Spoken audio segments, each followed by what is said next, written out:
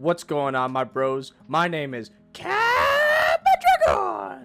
and today, well, it's quite obvious what we're doing. We are continuing our quest of discovering why I want to hug that gator. But you may be asking yourself, well, Catman, didn't you hug that gator last episode? Yes, we did.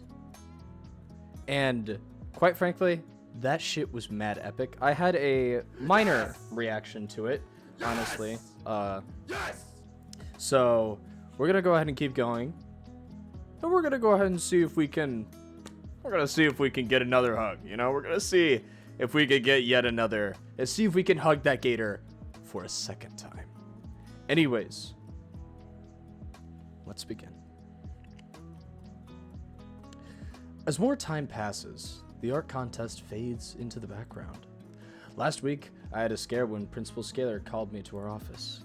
I feared that they had figured out what Olivia did and assumed I was part of it, just as she predicted. Luckily, that wasn't the case. Instead, she wanted to inform me that she had no leads as to who could have done the swap, and since it was tampered, it'd be removed with a contest. No skin off my back, honestly.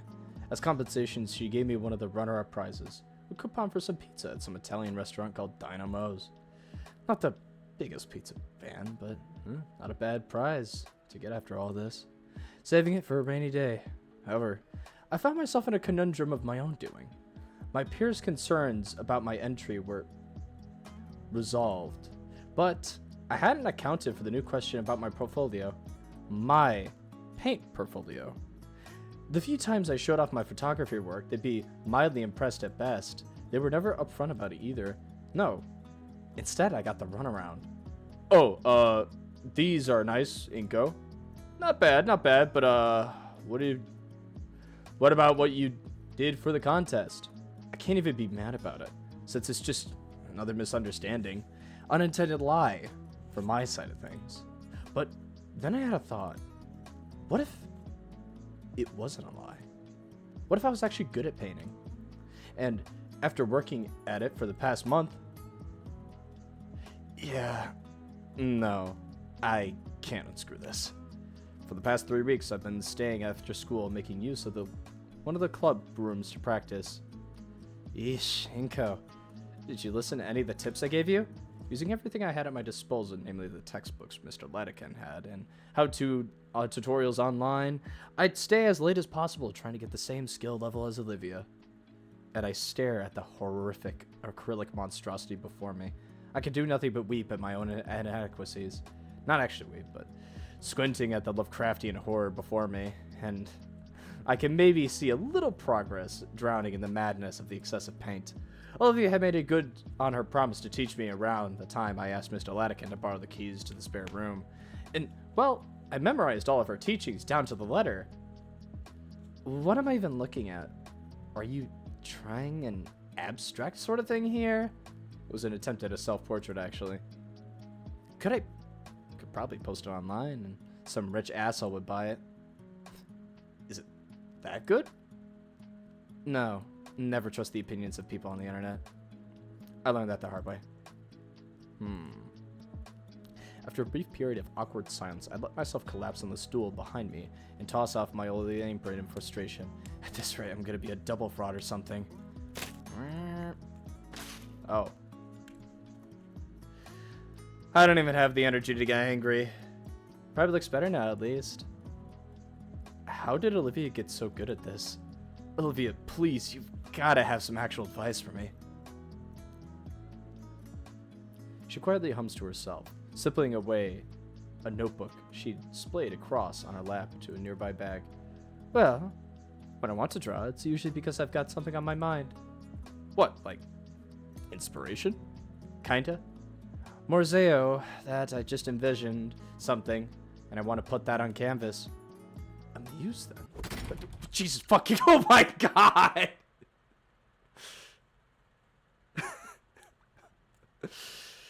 4 minutes in and fucking jump scared, okay. The door of the studio flies open and Damien storms inside quickly. Inko! Olivia, are you guys here? He takes heavy breaths as his vision darts around the room. After a moment of surprise, I raise my arm and catch his attention. Damien, what's wrong? The hyperactive Dilophosaurus spots me, taking a final breath before jogging over. Guys, I need to ask you something. What? Is everything alright? Something happened? I can't help but panic. I've never seen Damien this flustered. Do you want to come to the arcade with me and Liz? Is that it? Yeah, that's what I wanted to say. Wait, when was this decided? I thought something bad had happened. Nope. Just asking. Liz already has her car prepped and everything. Oh. I probably should have expected that, but still. How do you know we were here? I didn't. I just kept opening doors until I found you two. I've been at it for a while, actually. Damien's eyes dart at the canvas that lies on the floor next to me. You working on your next masterpiece? Oh, painting sideways is probably one of your trade secrets, huh? Olivia hides her snicker from her hand. Oh, don't worry. I won't tell a soul. Yeah, that's right. Don't tell anybody. I leaned down to pick up the canvas and pick it up all right, deciding to remove the ugly painting and place it in the corner of the room to dry. Anyways, how about it? To the arcade? Olivia, the olive Baranox, fidgets, her brow lowered in contemplation as she considers the question. The arcade, it's not like that I had any other plans today. Sure, why not? Alright, let's go. Wait, don't just... Oh, there goes the fucking... Iko! Olivia, there you are! Damien was taking so long, so I was about to find you myself. This time, both Damien and I are wheezing for air. Despite Olivia's protests and hesitation, Damien had wasted no time in grabbing her by the handlebars and sprinting for the exit. I chased after them, all the while Olivia screamed like a banshee as she was pushed through the hallway at breakneck speed. Yeah, just take a deep breath and stand upright. Olivia's claws have dug into her armrest, and she's definitely trying to kill Damien with her glare, which he happily ignores. Why don't you just message me or something? I wanted to, but... Didn't want to ruin your concentration, man. So instead, you kicked the art door open? Yep. Liz had the good grace to look embarrassed on Damien's behalf. Yeah, gave you a little bit of extra time, right? You've been studying late as forever now. I can't hide the wince. It hadn't occurred to me that more people would notice. Ah, relax. You're not the only one. Yeah, sometimes I need to stay behind for a student council and club meetings. Right. Sure, so, come on. The car's in the student section. The Dino duo start towards the student parking lot, heading towards the rather old but well-kept sedan. Olivia grumbles silently to herself, but follows nonetheless. Come on, dude. I'll take a few minutes to get Olivia and 30 to get into the arcade. It won't take that long, damn it! Olivia huffs and wheels herself to the passenger side, opening the door for herself. Do you need any... It's fine. To punctuate her statement, Olivia uses her strong arms to lift herself onto the armrests, and then with more grace than I thought possible, the olive-scaled girl, she manages to flop onto the passenger seat. I stare at the abandoned chair, wondering where to put it. I've got room in the trunk, Inko. Clunk. The truck lid pops open with a heavy thunk to punctuate that. It takes me more time than I'd like to admit to figure out how to undo the locks and actually collapse the chair. Once it's done, I'm able to slide it into the spacious storage area. The fuck you mean? You take off the pad. Dude, it must be an other. Never mind. Damien had already hopped through the window of the front passenger seat by the time I'm done, as if he had practiced the mover. I simply open the door behind Liz's seat and watch as the pile of soda cans empty into the pavement below. Oh, sorry. Those were from this morning. I just toss them in the back seat when I'm done. Surprised Liz doesn't make you use a bag. I do. Damien pulls over an overflowing plastic bag as if it were a trophy. Why haven't you tossed all those bottles out already? I'm saving them for a project about recycling. Plus, I'm also going to use a couple of them for sculpture. Saves me the trouble of going out and finding aluminum. And I get to drink as much soda as I want. I don't really say anything as Damien scoops out the rest of the cans from the floor of the car and puts them in a new bag, which he then stuffs into the car's trunk before giving me and Olivia a thumbs up. Alright, dudes. We're good to go.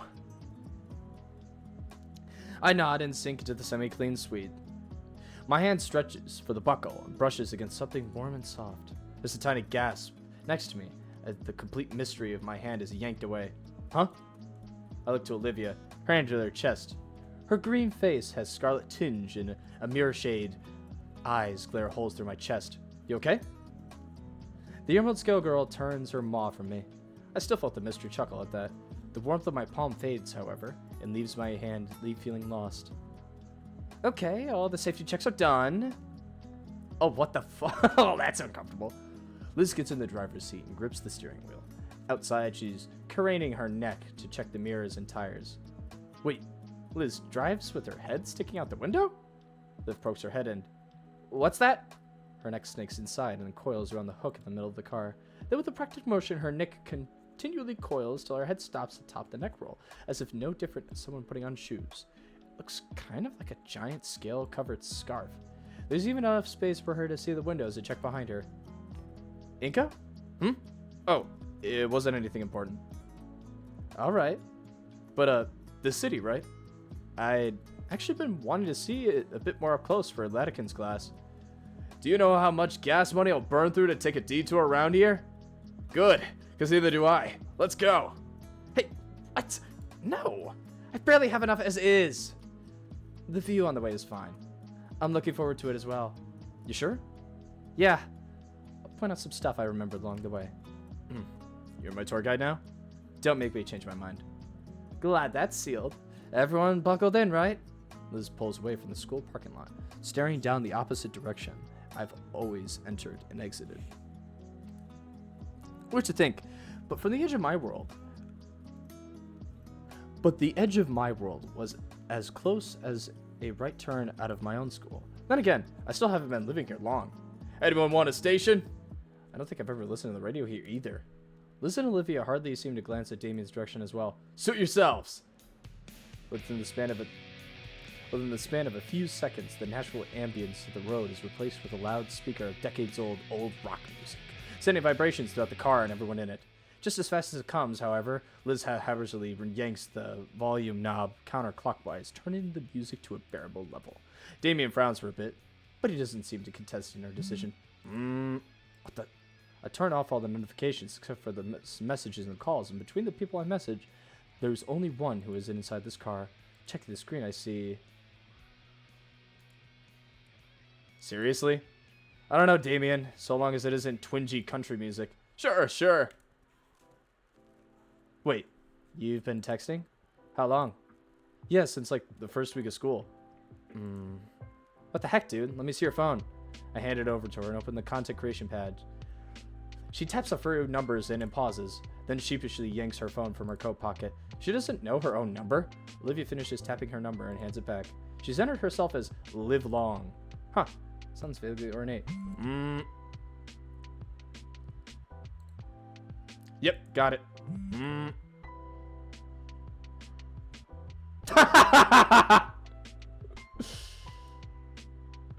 That was uncalled for. That's why I sent it. She giggles at her own joke. And despite being the butt of the mood in the car, it's too high to hold it against her.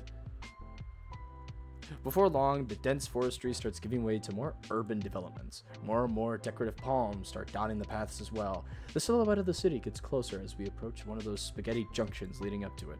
As a result of decades of poor infrastructure decisions, multi-million-dollar projects promising to fix all the traffic as if they built one more overpass. Olivia's paying close attention to her phone. She scrolls lazily through some forum. What's so funny?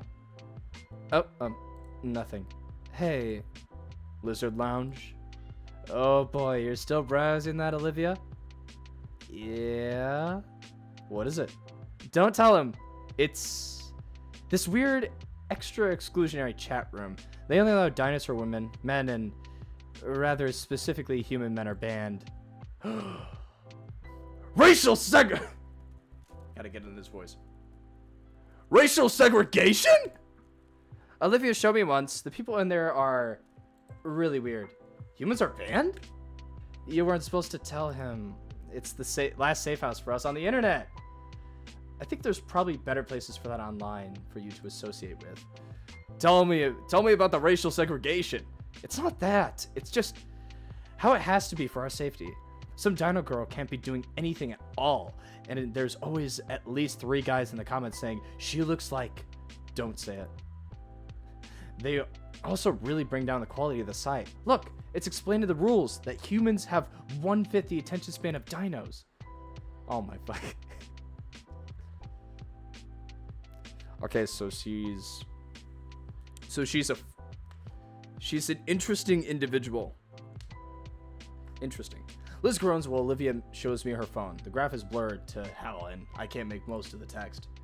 I don't know how I feel about all this. What's there not to get, Inko? Think about it. You're in history class, it sucks. So you just remember, wait a second, I'm human. Stop listening. I wish I could do that. According to...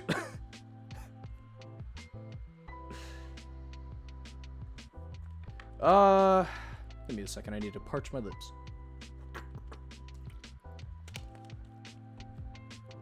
According to Lady Hitler here, you can. It's just a funny group of women like me. Lay off. Let me have it. You don't really believe that stuff, though, do you? Not really. It's just the rules of the place, all right? Okay. Olivia sticks her phone back in the pocket with a huff. Ugh. Was the ride to the arcade always this long? I think we're about 20 minutes away from the arcade still. Don't worry, Inko. The water fountains are irrigated. Shut up. Damien cackles to himself. All right. I hope the place still sells those hot dogs for just $1. There's no way anyone anywhere sells hot dogs for $1 anymore. Costco.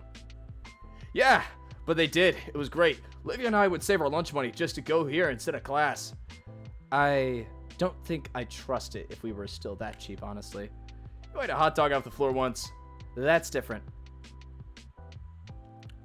Damien fills the air with old tales of his and Olivia's adventures in the arcade. She'd occasionally chime in to correct him whenever over-resembling. Even as the last remnants of the suburbia melt away and skyscrapers overtake our view of the outside world. Finally, I'm in the big city. Here we are. I'm almost disappointed when we pull into the arcade parking lot. Large glass windows covered in, sun bleached promotional leaflets adorn the front of the arcade, and the building itself looks like a couple decades old. The space was probably successful in the past. I can only imagine they break even nowadays. Though, maybe the recent resurgence of retro deco could change that. I could show you more on the return trip. Come on. Once more, this is just a picture from, like, Los Angeles or some shit. Guess you must have seen my brief hesitance. Liz unhooks the trunk, and I hop out to get Olivia's chair. As I attempt to heave the thing out of Liz's trunks, it takes considerably more than an effort than I like to admit. Now, how do I unfold this blasted thing? I think there's a release button right... As I check to make sure all my fingers are intact, I could see Olivia snickering through the passenger window. Inko-san, you have a lot to observe. You have a lot to learn. Observe. Olivia makes sure to brace her held and heaves herself over in one motion. The chair is forced open by a movement alone with a loud crud. She gracefully rolls by me, tongue sticking out in smug victory over my ineptitude. Ready? Sweet! Damien hurries us inside, and I can tell he's the most excited to be here out of anybody. Oh. Dude! This place is the bomb! We used to scrounge for change to come here after school. This place is abuzz with activity, flashing claw machines, all competing for attention, for gamers excitingly conversing. I lean in a bit closer to Olivia. It's pretty dang loud in here. You're gonna have to speak up, alright? Of course I am. What do you take me for, a kid? Sorry. I appreciate the concern. Liz scowls as she peels her boot from a loud Oh, Damien, you could have worried me about Damien's taking off by a nearby claw machine. Fistful of bills at the ready. Could have told you too. I've been here before. So why didn't you warn me about the stickiness? Olivia shrugs. Liz head lowers to the bridge out of snoot pitching levels. Well, you two did kind of drop in on me at last minute. But I still remember the place pretty well. Great! You can show me and Inko around, and I'll go with Damien. Lizzie makes her pointer finger towards as she looks at this salmon-frilled tee. Those two player gun thingies look fun to try out. You mean the light gun machines? Yeah, those ones. I can't put my finger on it, but something tells me that Liz was banking on splitting apart from the start. The thought of it gave me more opportunity to spend alone time with Olivia, just to get to know her more, of course. I think I broke this one's joystick. Liz sighs heavily through her nose. Seriously, Damien? Oh, come on. It's perfectly even and fair. Are you sure about this, Liz?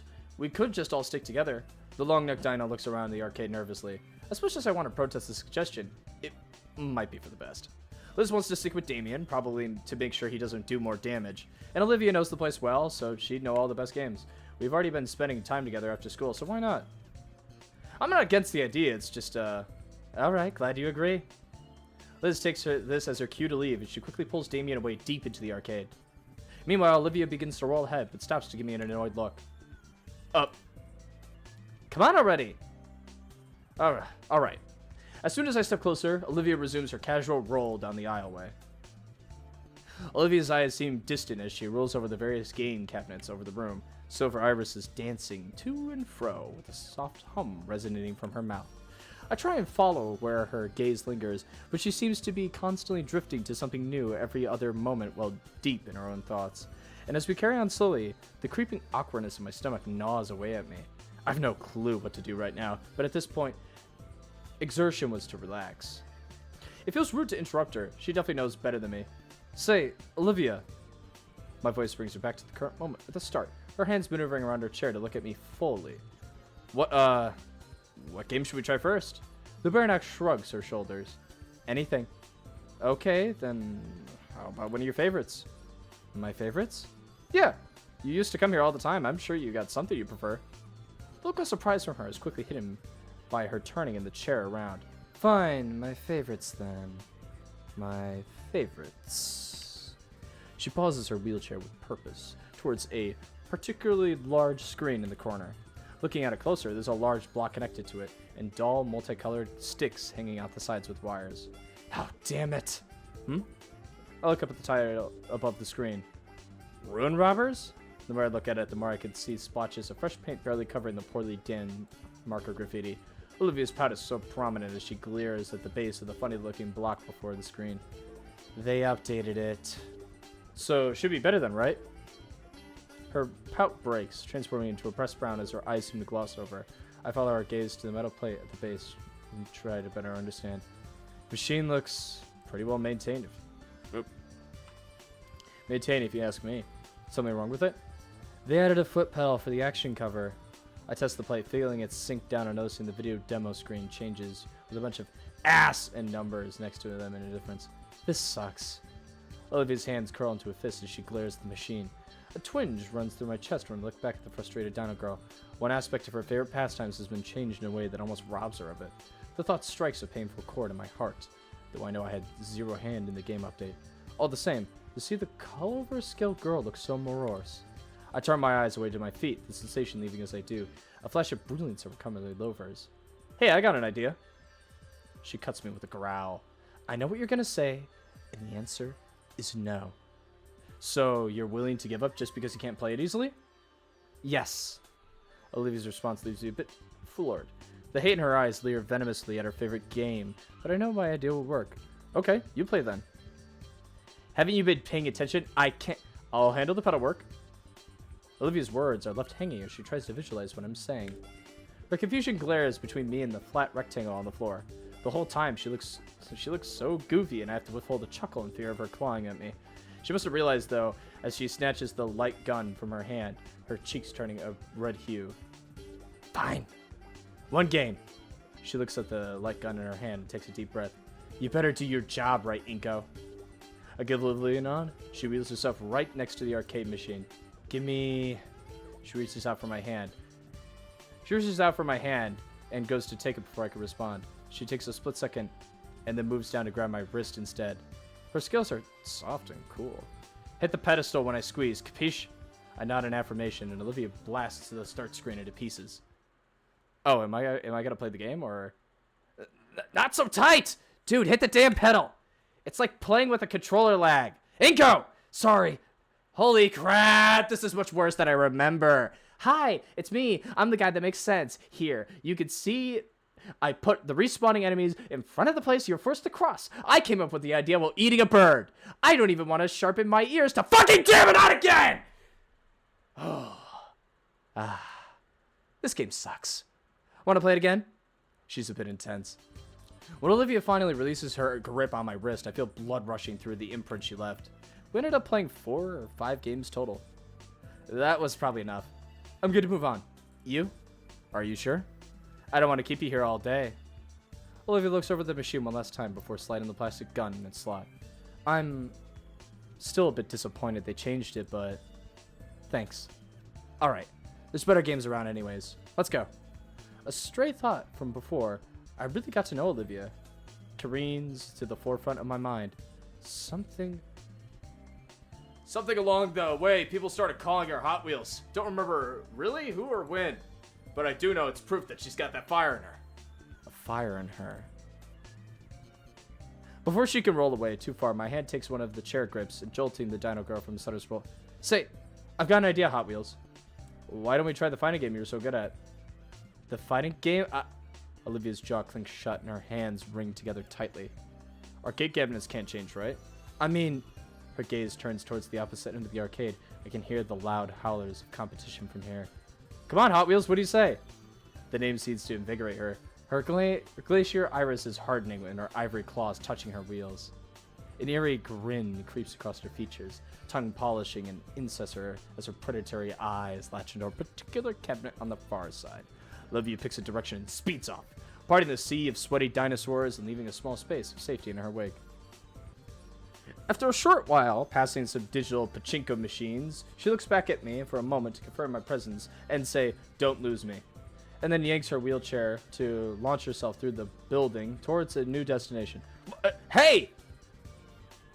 I finally give chase, following as best as I can, avoiding the rest of the awestruck players that just witnessed the high-speed dino girl shoving them aside in her wake.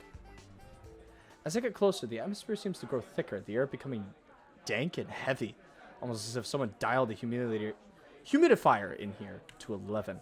For a second, I have to stop in my tracks to catch my breath and try to cool down as my shades begin to fog up. So this is the power of the fighting game crowd. I'd hear things, but I thought they were jokes. Through the fog, I spot Liz, Liz's head above the crowds. Yo, you found us! Getting closer, Damien and Liz's head come into view. Olivia stops and checks on me one last time to see I didn't get washed away in the crowd. She then moves past Damien and Liz, coming to a screeching halt next to a peculiar cabinet that's occupied by someone else. She removes the shiny coin from her pocket, placing it firmly down the controls of the current player who hardly glances at her. As I step closer, I'm able to hear the exchange of the two ginos. The grease-balled Inklosaur, without even looking away from the cabinet, starts rattling off credentials as Olivia, as if it was a job interview. You know I was the best Jurass kicker player on this side of Alcandra, right? Double S ranked. 3 online tournaments, wins. Besides, it's 50 cents, not... Shut up and nut it already. Olivia's voice causes the Inklosaur to grimace and finally turn his head. You really want to try me? Look, Tiny Tim, you gotta know... His jaw clenches shut as he manages to sweep above, up and down to Olivia, his eyes squinting as his retinas adjust to the low lighting of something not displaying color picture characters. Bro, you know you can't be bringing chairs over here. Not after last summer. Olivia growls and raises a fist. I think the pale-scaled dino finally sees who is challenging him. His maw flaps helplessly as he tries to explain himself, just stopping before himself completely. Never mind. Sorry. The Gator girl sighs, taps a finger at the corner she just placed down. Rules say you can't refuse, right? His head tilts in confusion. You know, to be the new champ here, right? Yeah, how do you... This is the champ's cabinet, right? Why did it... Damien's come over at this point, followed closely by Liz's head. Champ's cabinet? Unofficial, but that's the oldest one here. Been here since the dawn of time. It's like sacred or something. I look over the old machine and the paint on it chipped and positively covered in marker ink to the point that the only legible thing on it is jovial edit to the game's title. This thing? Yeah, man. They only let the head honchos actually use it. If you're spotted trying to use it without credentials, you end up headbutted. That's bull. I don't believe it. I look back to Olivia, who was having a withering stare down with the squat guy she challenged. Look, lady, I'm big here. Buster O'Nuts, clown crap of all Volcandria. This particular trash kick machine's got a history. Happens to be the machine that Deano the Rex managed to parry. Quit stalling and fight me already. But I'm not, just setting the stage is all. Plus, you think you're the only challenger I got? I look around, noticing there was now a group surrounding us. On my title as champions, I'll take all comers now. A hushed whisper goes through the crowd. Finally, I form a line now. Okay. Tallest to smallest. What? No cutting. Oh, heck yeah. We're gonna wipe the floor with you, Buster. Wait. What? I don't even play video games. I'm not really a gamer either. Too bad. Consider it the blood tax. I want to protest further, but Olivia's head turns toward me with a pleading look on her face. Besides, you think I want to put my hands on that thing? Who knows where? We're in! Inko. Yes! Come on, Liz. It won't be that bad. You're still by the Bariacha booth. Hold tight. I'll come get you. Damien pushes back through the small groups and following Liz's neck to find the rest of her. Her head swirls around and gives chase, her pleas to not have to play falling on deaf ears. Brachio booth. The arcade's claustrophobic, so bronchiosaurs tend to bump into everything, including each other. There was some lawsuit, so now there's a few platforms placed where everyone's like her can sit and reach everything. There's even water fountains attached. Doesn't stop things from getting tangled when there's multiple, but it's something. Huh, lore. At the end, Liz must have relented because she shuffles up to the rest of the group. Fine, let's make this quick. Liz reluctantly steps forward to the arcade cabinet, a crooked smile forming on the self-proclaimed champion's face. It doesn't take long for Liz to completely lose. The large Ankylosaurus' hand moved like a blur as they danced across the controls, pummeling their digital opponent to the ground. As boastful as he was earlier, he at least proved that he was skillful at ass kick at the scary displaying perfect. Only a minute after against Liz. Liz crosses her arms and starts heading back to her old seat at the booth, head, toe, and pout. Buster leans his head back against his clasped hands to make a show that was no big deal. Next victim! Damien starts to the cabinet and jams his hands in his pocket for his change. Is there a whole piggy bank in there? Haven't seen your group around here before. Tourists? Huh? No. Nah. Liv and I used to come here all the time. Life's been tough, you know? So get some old friends along this little trip down memory lane. Lighten the mood a little bit. This place hasn't changed much in the years either. Aha! He holds the quarters and high jams them into the slot. Once more the screen lights up and the characters, semi-selection music bursts in. Buster considers his selection and ultimately chooses the same character. Damien jams buttons, picks the right. What's that with his death glare? Damien just picked a counter to his character. Probably expects all of us to be beginners. Buster does seem a bit more tense now. Been a while though. Her explanation is cut short as her words take on a scratchy quality to them. You okay? What? I'm fine. Can I go refill your... I could go refill your canteen pretty quickly. Sure. Thanks. She reaches behind her and unhooks her severely dented water bottle from her chair. There's something to look into for Christmas. That Buster guy said that there was water by the Bronchiosaurs, although I can't imagine the water is very good. Christmas, what am I thinking? I haven't gotten anyone a gift like that before. Focus, Inko. You're just getting some water. I head deeper into the arcade towards the center, passing by an aisle lit by the game screens. You guys done already? No, just refilling Olivia's water bottle. Guess I'm gonna miss Damien's match. Say, Liz, this sticker here, what is it? Comes closer as she eyes the weird brand on the canteen. Oh, that's from some really old show. Like, back in the 90s old. Why? Just curious is all. Well, I never asked Olivia about it. Maybe I should. After all, I recall watching a video essay about it once, though I can never actually get into older stuff. Animation always looks so choppy. recapping the bottle and lead Liz's head back to the fighting games section. It's surprising that Damien and Buster are still at it. There's time, both their hands slamming furiously against the controls. A crowd is even forward against the duo, exchanging low whispers as they watch the old CRT screen. I pick out Olivia from the crowd, close to the cabinet. She's able to clearly watch. She's hyper-focused to the point that when I switch the water bottle in front of her face, she just leans over to watch. Evil it is then. I hold the canteen close to her muzzle and tip it until a few drops fall on her face. Her tongue laps along her lips and swipes the nourishment droplets before glaring at me. Hey! Here you go. Fresh from the latrine. Har. She takes the bottle and downs most of it right away before clearing her throat. Thanks. How's Damien's match going? Well, he's getting too aggressive. Is he? Yeah. Buster picked a rushdown character, so Damien picked a zoner to keep Buster at a distance. Problem is, zoners are notoriously bad when it comes to footsies, and are even worse with mix-ups, which means that if Buster is able to get into Damien's hurt box, he's gonna get super punished, and might even lose that set in a single... Wait a second, I'm human. So...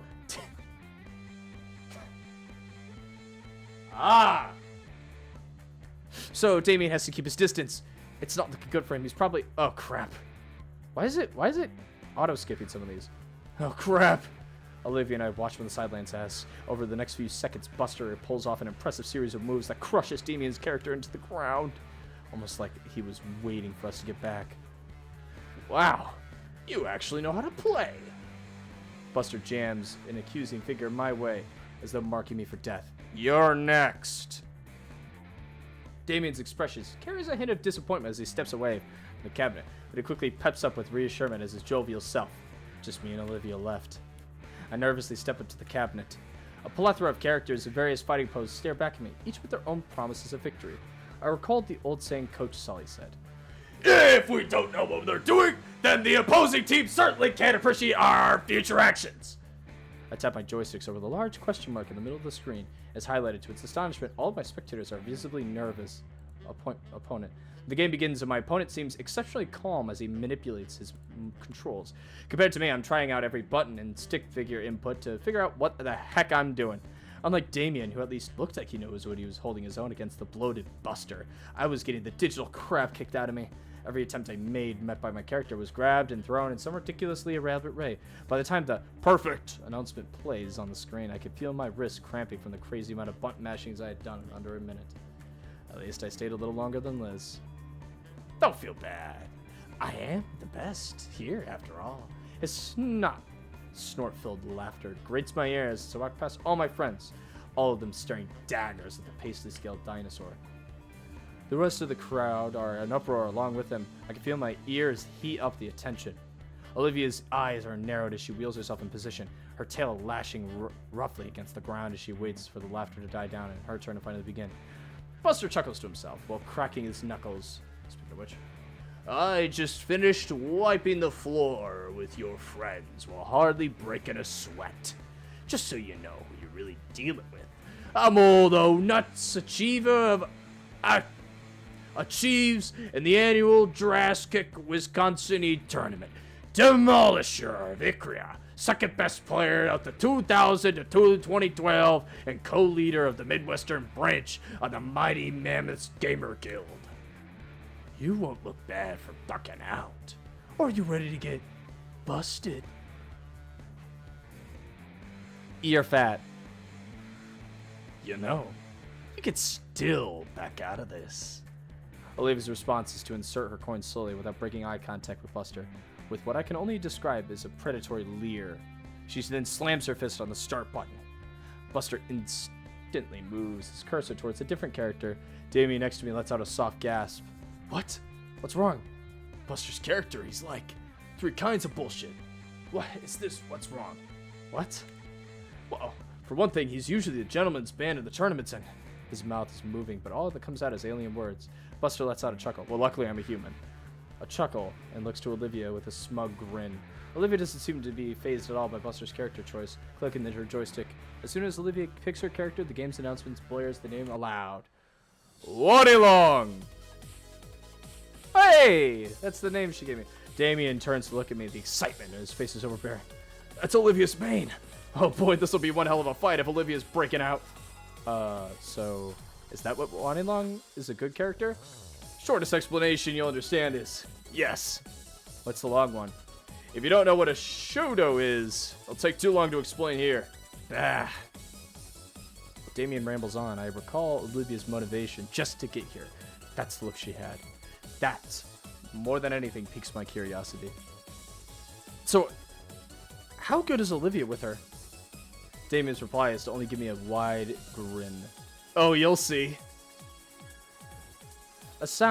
A loud soundbite from the cabinet's speakers signals the start of Olivia's match. Given the way Damien spoke of Olivia's skills, it was deprived from an ancient scroll. I'd expect to be a flurry of pixelated beatdowns at a tactical controller play, but instead it looked like nothing at all. On the large display, both characters are shifting back and forth as the joysticks from Olivia's are clinking about furiously.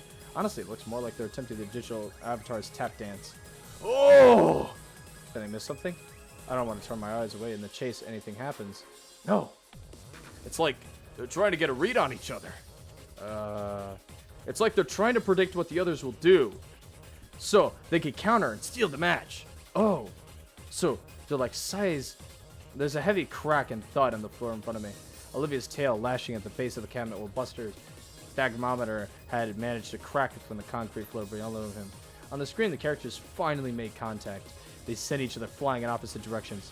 Behind me, the crowd starts cheering, finally excited that there was some actual action happening. Damien is hollering next to me, cheering on Olivia with all his might. Though the excitement... Oh, this is a nice picture. Though the excitement dies down again as the duo resumes their cyber posturing. My eyes darted between Olivia and Buster. Olivia is completely absorbed in the match. Her eyes are wide, full of killing intent. Buster, on the other hand, seems like he could barely contain his fury. 10 seconds on the clock. Olivia comes in clutch, pushing Buster's character with an impressive string of attacks. He manages to get away with a single pixel of health just as the time runs out. Winner! Wani Long! The crowd goes nuts as Olivia's victory is announced. And you know what? I can't help but cheer along with them. Olivia slumps back in her mobile seat and lets out a sigh before returning to her original position. Buster lets out a snort, twists, stretches his neck, and cracks his knuckles once again before grishing the controls. Round 2. Clash and Thrash. The crowd returns to a more silent state of observing the match closely, only now murmurs as they gawk at the two highly skilled players. The words passed around me reach, attempting to draw my eyes away. Weird for him. Surprised he's not doing the... Is he playing with her? Come on, Olivia! Damien's shout above the rest of them nearly blew in my eardrums, but I shared his sentiment as the stylized characters exchanged simple blows. The timer continues to tick down, Buster once again being put on the defensive. With how all the previous bouts went, Buster had always had control with a cutthroat level of offense, but I didn't think of him being this passive. The countdown again hits 0 with Olivia's character slouching in defeat and the crowd cheering again, less enthusiastic than before. You got this, Olivia! Just one more win and you're the champ again! Olivia's shoulders tense up at what he said. All eyes stare directly at her. Damien! Come on, Hot Wheels! Show 'em why you're the best! She grunts a bit and refocuses on the screen. The group simmers down in silence in anticipation of the final match. The sudden silence actually catches me off guard for a second. Long enough for my own doubts to catch up to me. Buster's playstyle. It's like he's not really trying. The match starts and the hype player picks right back up. Stupid made him think he's a Game Pro champion type. He's got way too much to lose. And yet... Hey, Damien. Yeah? Do you notice anything off about how Buster's playing? You notice it too, huh? Guess I'm not just paranoid then. Like, I didn't really watch your match, but he was always so... passive? No. But like, these two are crazy good. So maybe this is all mind games. If he's going to throw the game to let her win... We glance back at the ongoing battle happening on screen. I take notice of Buster's hand movements. As Olivia launches her character in a furious combo, sure enough, Buster hesitates just enough to let his fighter get hit by the first blows. That's brilliant timing. This is crazy. Huh? Then it hits me all at once like a freight train. The way Buster is looking down at Olivia, how he didn't want to take her challenge, all the excuses he was giving. He's a virgin, but also, he's throwing the whole match, isn't he? Damn it. Even here, Olivia was right. Damien, I think he's taking it easier on her. You think so? Damien takes a moment to ponder what I said. Dang. Even here. That's what I was thinking. Should we do something? What, interrupting the match? Everyone else is having fun. The crowd whoops again, only now it sounds a bit different. Hollowing, mocking. Damien's frills sag with concern as he turns to me. What we came here for was a good time. If she can't tell, what's the harm? Jeez. You know what I mean. Yeah, I do. I hate that he's right. I could stand up for her, but take it back to the confrontation with Mia. Standing up for her there didn't really pay off either. But that was a while ago. I just don't know. I look over the crowd again. The match is almost halfway done, judging by the remaining health pools.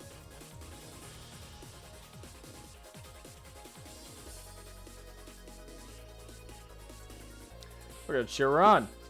I know Olivia normally doesn't like this from strangers, but I'm no stranger to Olivia. She knows my intentions. We're friends. On screen, it looks like the characters are about to strike one another with their feet. I cup my hands around my mouth. Go, Olivia! You got this! Oh, fuck. Damien recoils from my scream. Or maybe I popped his eardrum, judging by the glare he levels at me. Then he raises 2 fingers to his mouth. Heck yeah! You got this! Even Liz tries to join in, but shouting down at the crowd with her own cheers. Oh, you know what had to be cool? You can do it, Hot Wheels! Yeah! You go, Hot Wheels, go! Olivia flinches and turns her head to look back at us a bit. Curiously, so does her opponent. She does see us cheering on. Her usual disfavoring brow. No way I'm sticking to my guns. Eyes on the screen, Hot Wheels! He's gonna get you! Beat him without even looking!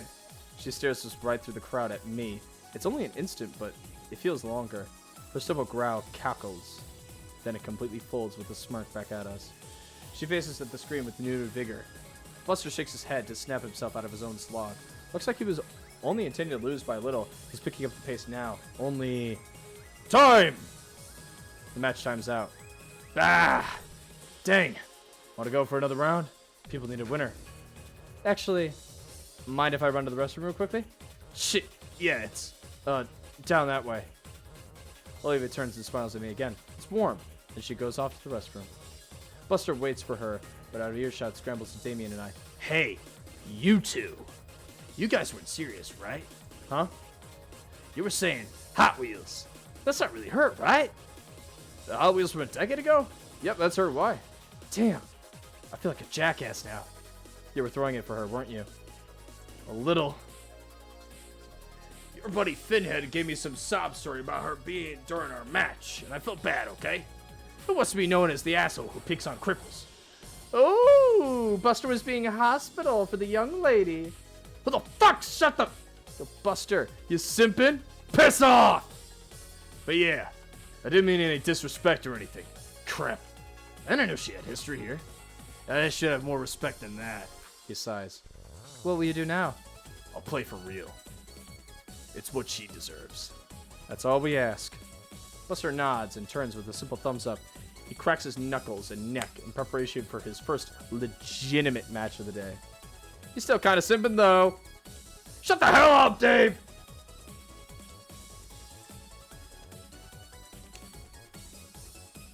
Olivia returns, lighting up the machine once more. Thanks for waiting. No problem. Ready? You know it. Good, because you're going down this time. They give each other one last competitive leer before putting all their focus on the screen. Just as before, Buster chooses the OP carrier, and Olivia picks Wani Long. As soon as the in-game announcer yells, "Fight!" Buster immediately goes in for the kill. Total opposite how he was playing last match. It catches Olivia off guard for a moment, letting her character eat a massive combo that takes away a good chunk of her health. True to his word, he isn't holding back this time, for Olivia's sake. Dealing her the same level of beatdown brutality the opponents before her, it seems only to invigorate her, putting her skills and hands into overdrive. Even though Buster is going at full force, Olivia still manages to get Wani Long to land a few punches and kicks, even along with evading some attacks. The crowd seems to notice the reappearance of Buster's lethality, causing an uproar of cheers and whoops. Damien, of course, follows suit. You got this, Hot Wheels! Kick his ass! Can't be the only one, right? Show him why you're the champ! God damn it, I keep pressing the damn button. Unfortunately, not even Olivia can beat Buster's true fighting skills, unlike his last pum. KO! Bold! Wins! The crowd is a mix of groans and cheers and excitement at the ill-fated defeat of Olivia. Buster crosses his arms. basking in his self-pride of beating the legendary Hot Wheels. Damn, you really handed my ass to me. Didn't I say I was kind of a big deal around here? Yeah. Though I gotta admit, gave me a real challenge. I can see why you were known as the champ. Thanks. If you're ever up for a rematch, you know where to find me. With that, Olivia makes her way over to us, a smile beaming across her face. Alright, who's next? We exit the crowd into a more spacious part of the arcade. That was awesome, Liv. You really gave him a run for his money. I know, right? I mean, I know I'm a bit rusty, but the moment I got my hands on the controls and he gave me a real fight, I was so close to beating him. Despite having been outmatched and losing to Buster, she seems to be having even more fun than ever.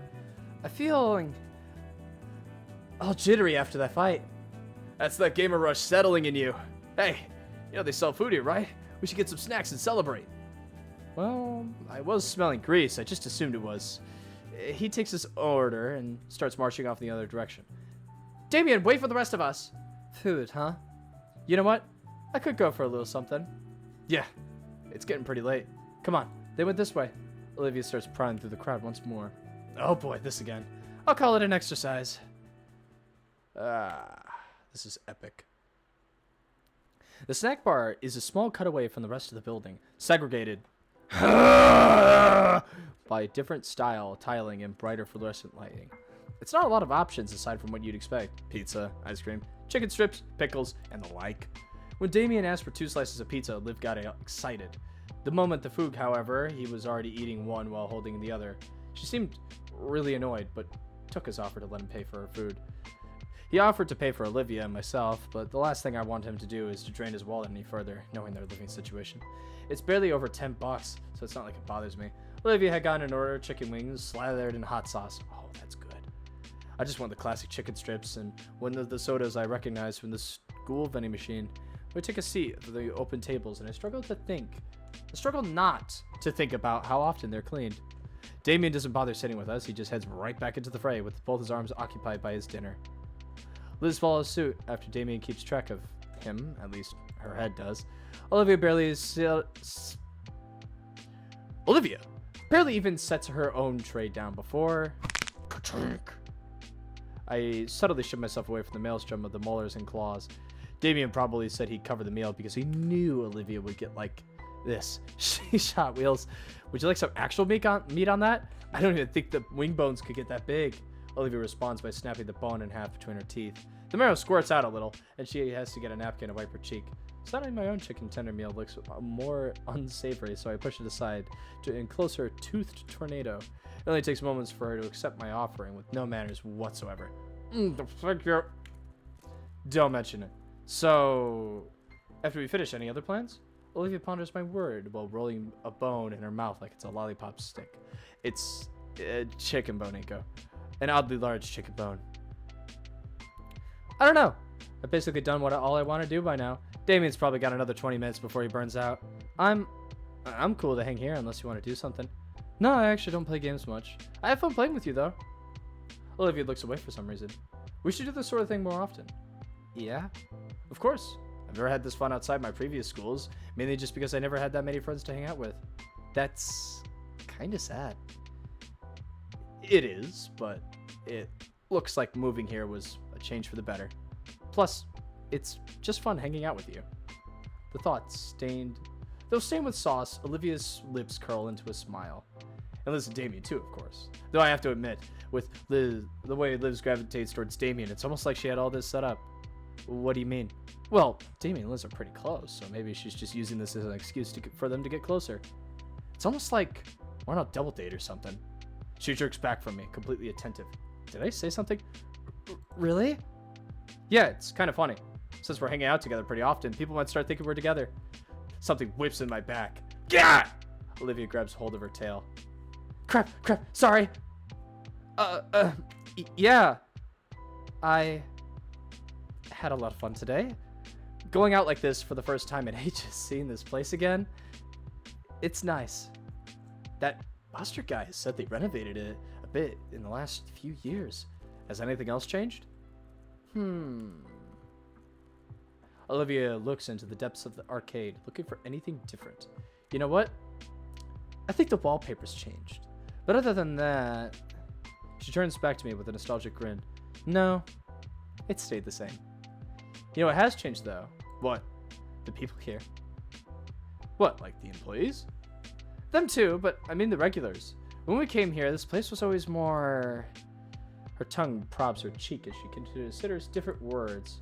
More... hectic? No. Packed. It was so easy getting through here today. I recall her almost running some people over to get across the building. And with the look she had back then, I don't think she'd have noticed if she had. Olivia's gaze lingers back towards the arcade machines. Back then, every machine was crowded. It was a lot louder, and there was always this.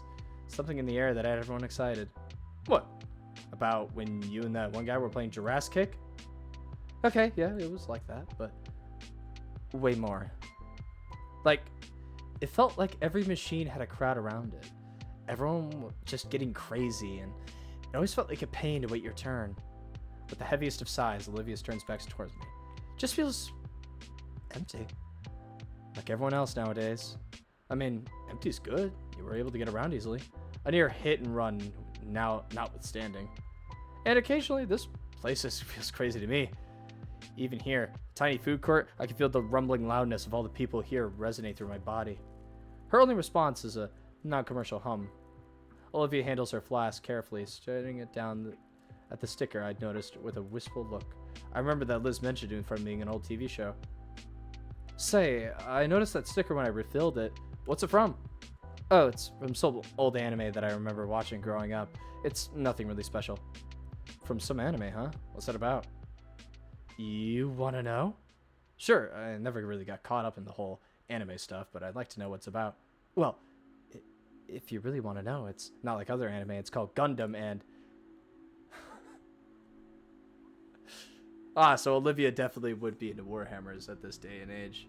Or Gundams, I don't know. For the next 5 details, Olivia tries to summarize the premise of Gundam in detail. Given that I'm clueless to it as I was in the fighting terminology, the plot sounds completely esoteric. The sticker, the symbol worn by the faction of the Space Droids fighting for their independence. Sounds like a just and noble cause with a goal like that. Watching her talk so passionately about the series franchise? Oh, that's a lot. For how long? But that's alternative stuff. And oh, there's this martial arts one. She continues her description of the franchise. I start to realize how enamored I've become. Not just about hearing about the show, but seeing Olivia talk about her favorite show with such passion and energy. I find myself engrossed in her voice as she recounts a particular version of the anime, as if she's taken to emulate segments of the show. And in the end, he finally admits it, and it's one of the best romances Gundam's ever had, and... Her sudden pause worries me. What's wrong? Nothing. Doesn't sound like nothing, given the rather roughness in her tone again. Her throat finally ran dry. Do you need another refill? I'm good. She drinks deeply from the canteen that had started all of this. It's been a while since she talked herself dry like that. In fact, I can't recall the last time she desperately needed to hydrate like that. I think maybe around the start of the school year? She releases the canteen and lets a breath of relief out. Better? Olivia nods. Yeah, anyway, where did I leave? Actually, I've been babbling on too long about it. Oh, no, I don't mind at all. Nah, it's fine. Besides, you let me talk about my favorite show, so tell me about yours. Mine.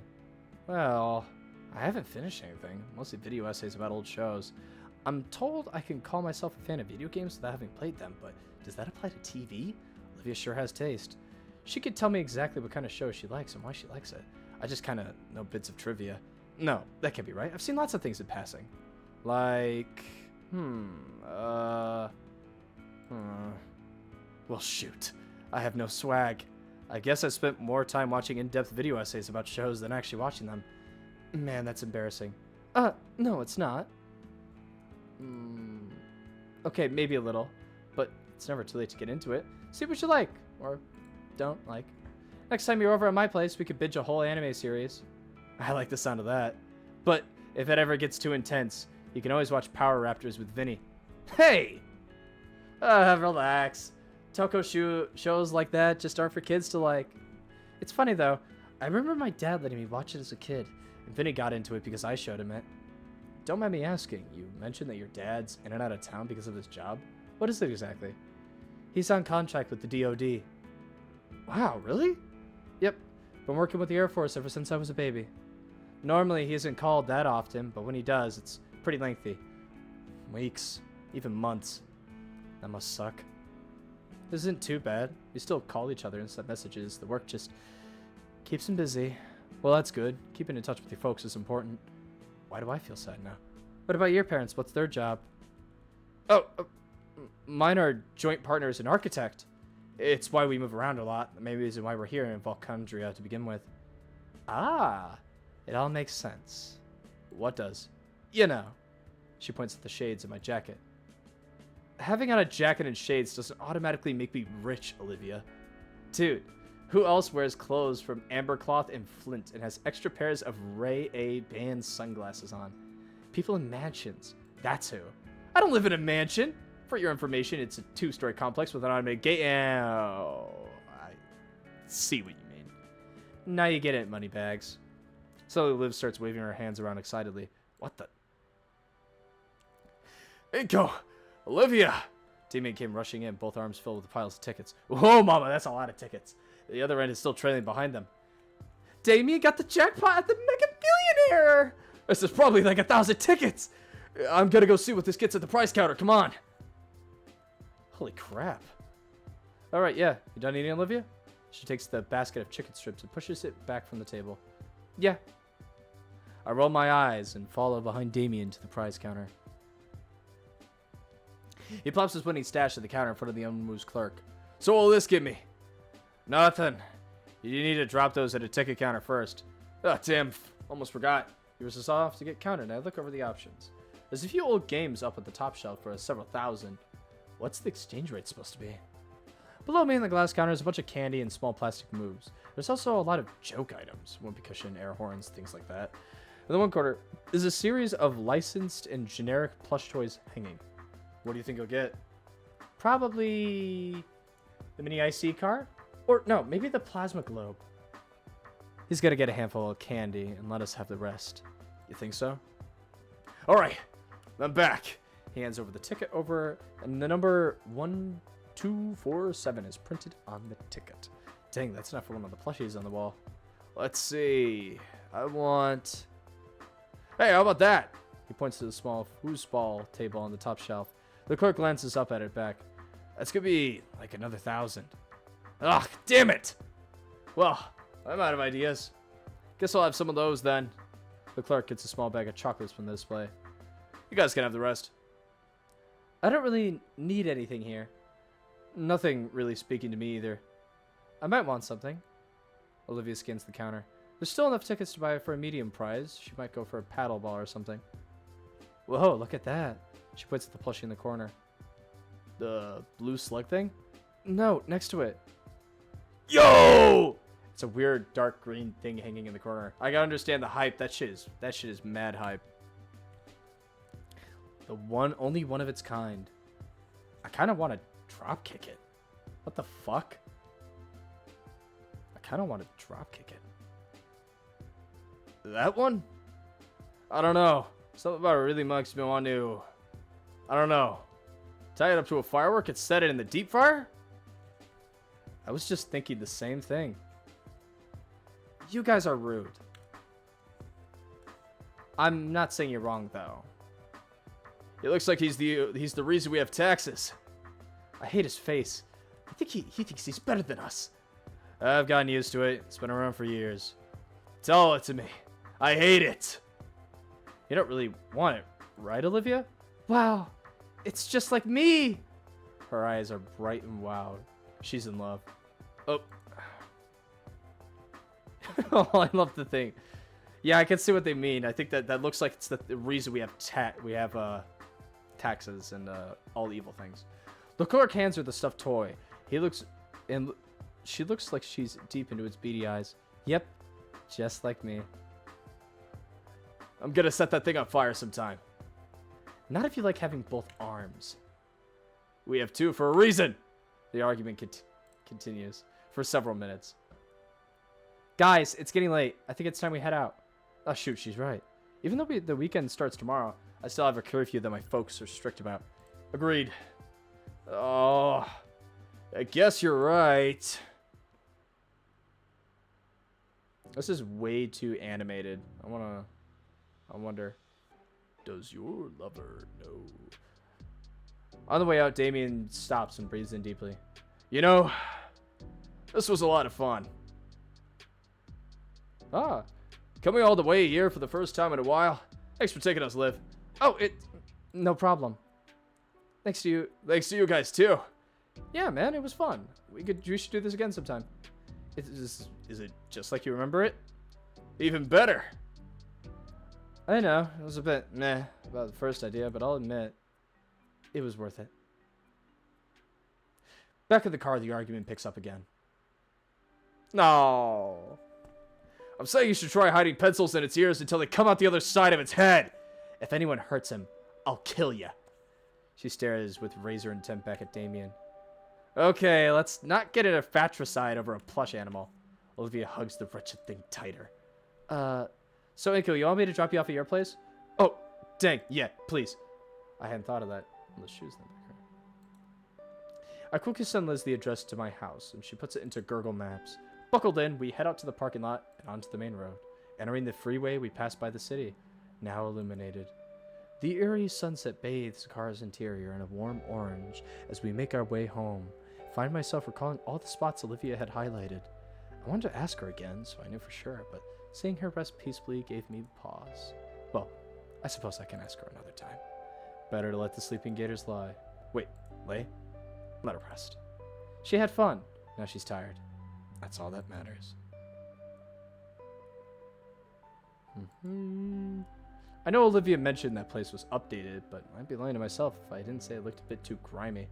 Just hope I don't get sick. Yep, I got sick. I've been completely out the whole weekend, sick like a dog. Must have caught it at the arcade. At first, it was a slight headache and a stuffy nose. By Sunday, it feels like my bones were made out of paper mache. I couldn't even go to school today. Man, this sucks. I shouldn't have ignored the signs. The rapid weather change isn't helping it either, between all the pollen and the chills. Worst part is, I'm falling out of practice.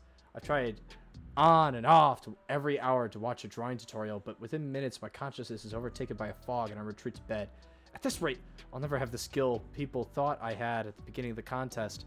Between the sunlight obscuring clouds and my bouts of unconsciousness, it feels like I've been sick for weeks instead of just days.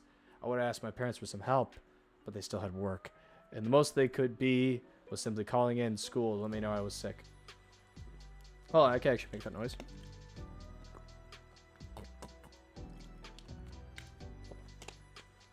I finished off the cup of medicine I made. Oh yeah, no, this guy does live in a mansion. Go back to my noodles.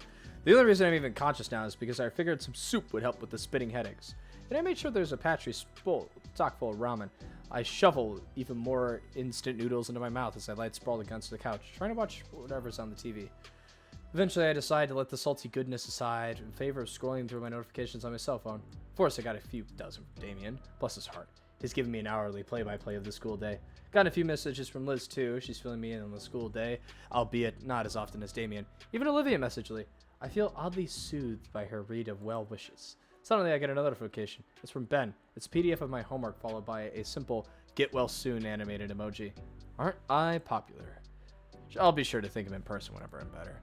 Another wave of fuzziness washes over me. I pop a few flu meds and chase it down with another gulp of lukewarm chicken broth. 3 days of being sick as a dog. It occurs to me that I haven't had any signs of... Huh? I thought I got my grocery delivery day. Or was that yesterday? Whatever. I pushed myself up the couch, turned sick bed, caring for the styrofoam noodle cup and plastic on the carpet. Wow. I really let things get out of hand. My head is spinning as soon as I make the audacious 20-foot journey. I check through the peephole and nothing is there. Or maybe it's a small child. Tricycle couch cookies sound awesome right now. One hand unlocks those lock while I'm focusing on finding my wallet with the other. Poofy sleeves, if they weren't so warm. Sup? You ain't dead yet? Olivia? What? How? What are you doing here? In spite of her chiefful glare, Olivia shifts side to side on her seat and her knees toddling together. Mr. Latican wanted to give me the project, the worksheets over the weekend. She pulls her backpack out from behind her chair and reaches in, drawing out a manila envelope and wavering it to my face.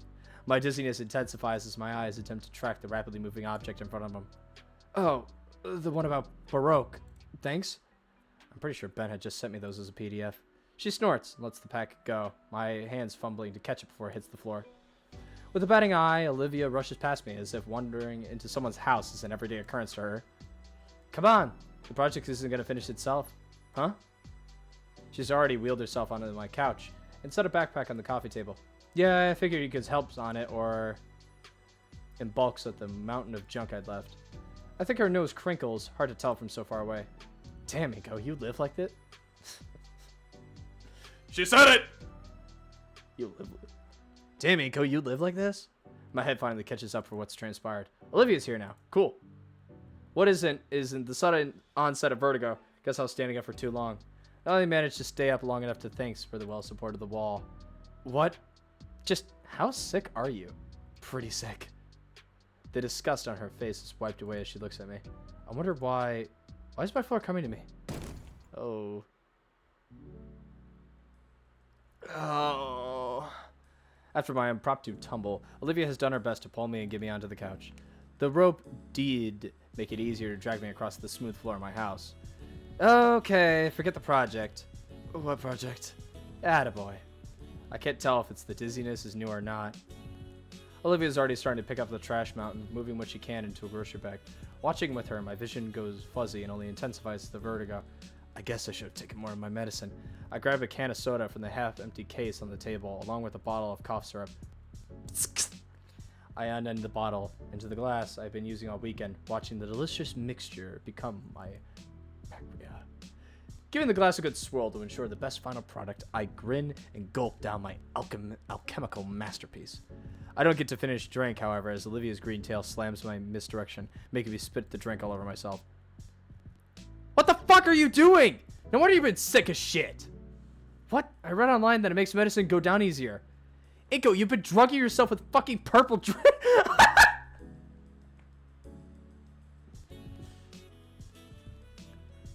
Inko, you've been drugging yourself with fucking purple drink. I mean, yeah, it's purple and I drink it. Holy crap, how are you alive? Ugh, the smell of it spat out irritates my nose and I feel my stomach roll from both the impact and force of purging.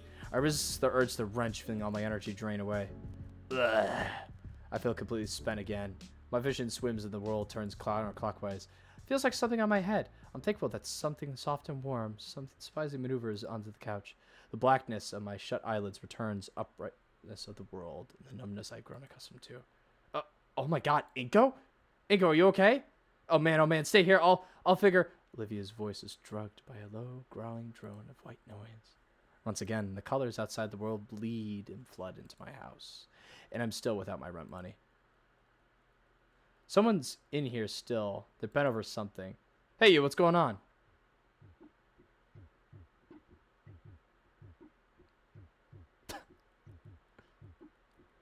Hang on, I'll try to help you out. So big hugs. I want hug. What's going on here? Where's Lucy? Where's my daughter? If man came from monkeys, then how does Coach Solly exist? Don't say anything. You're completely incoherent.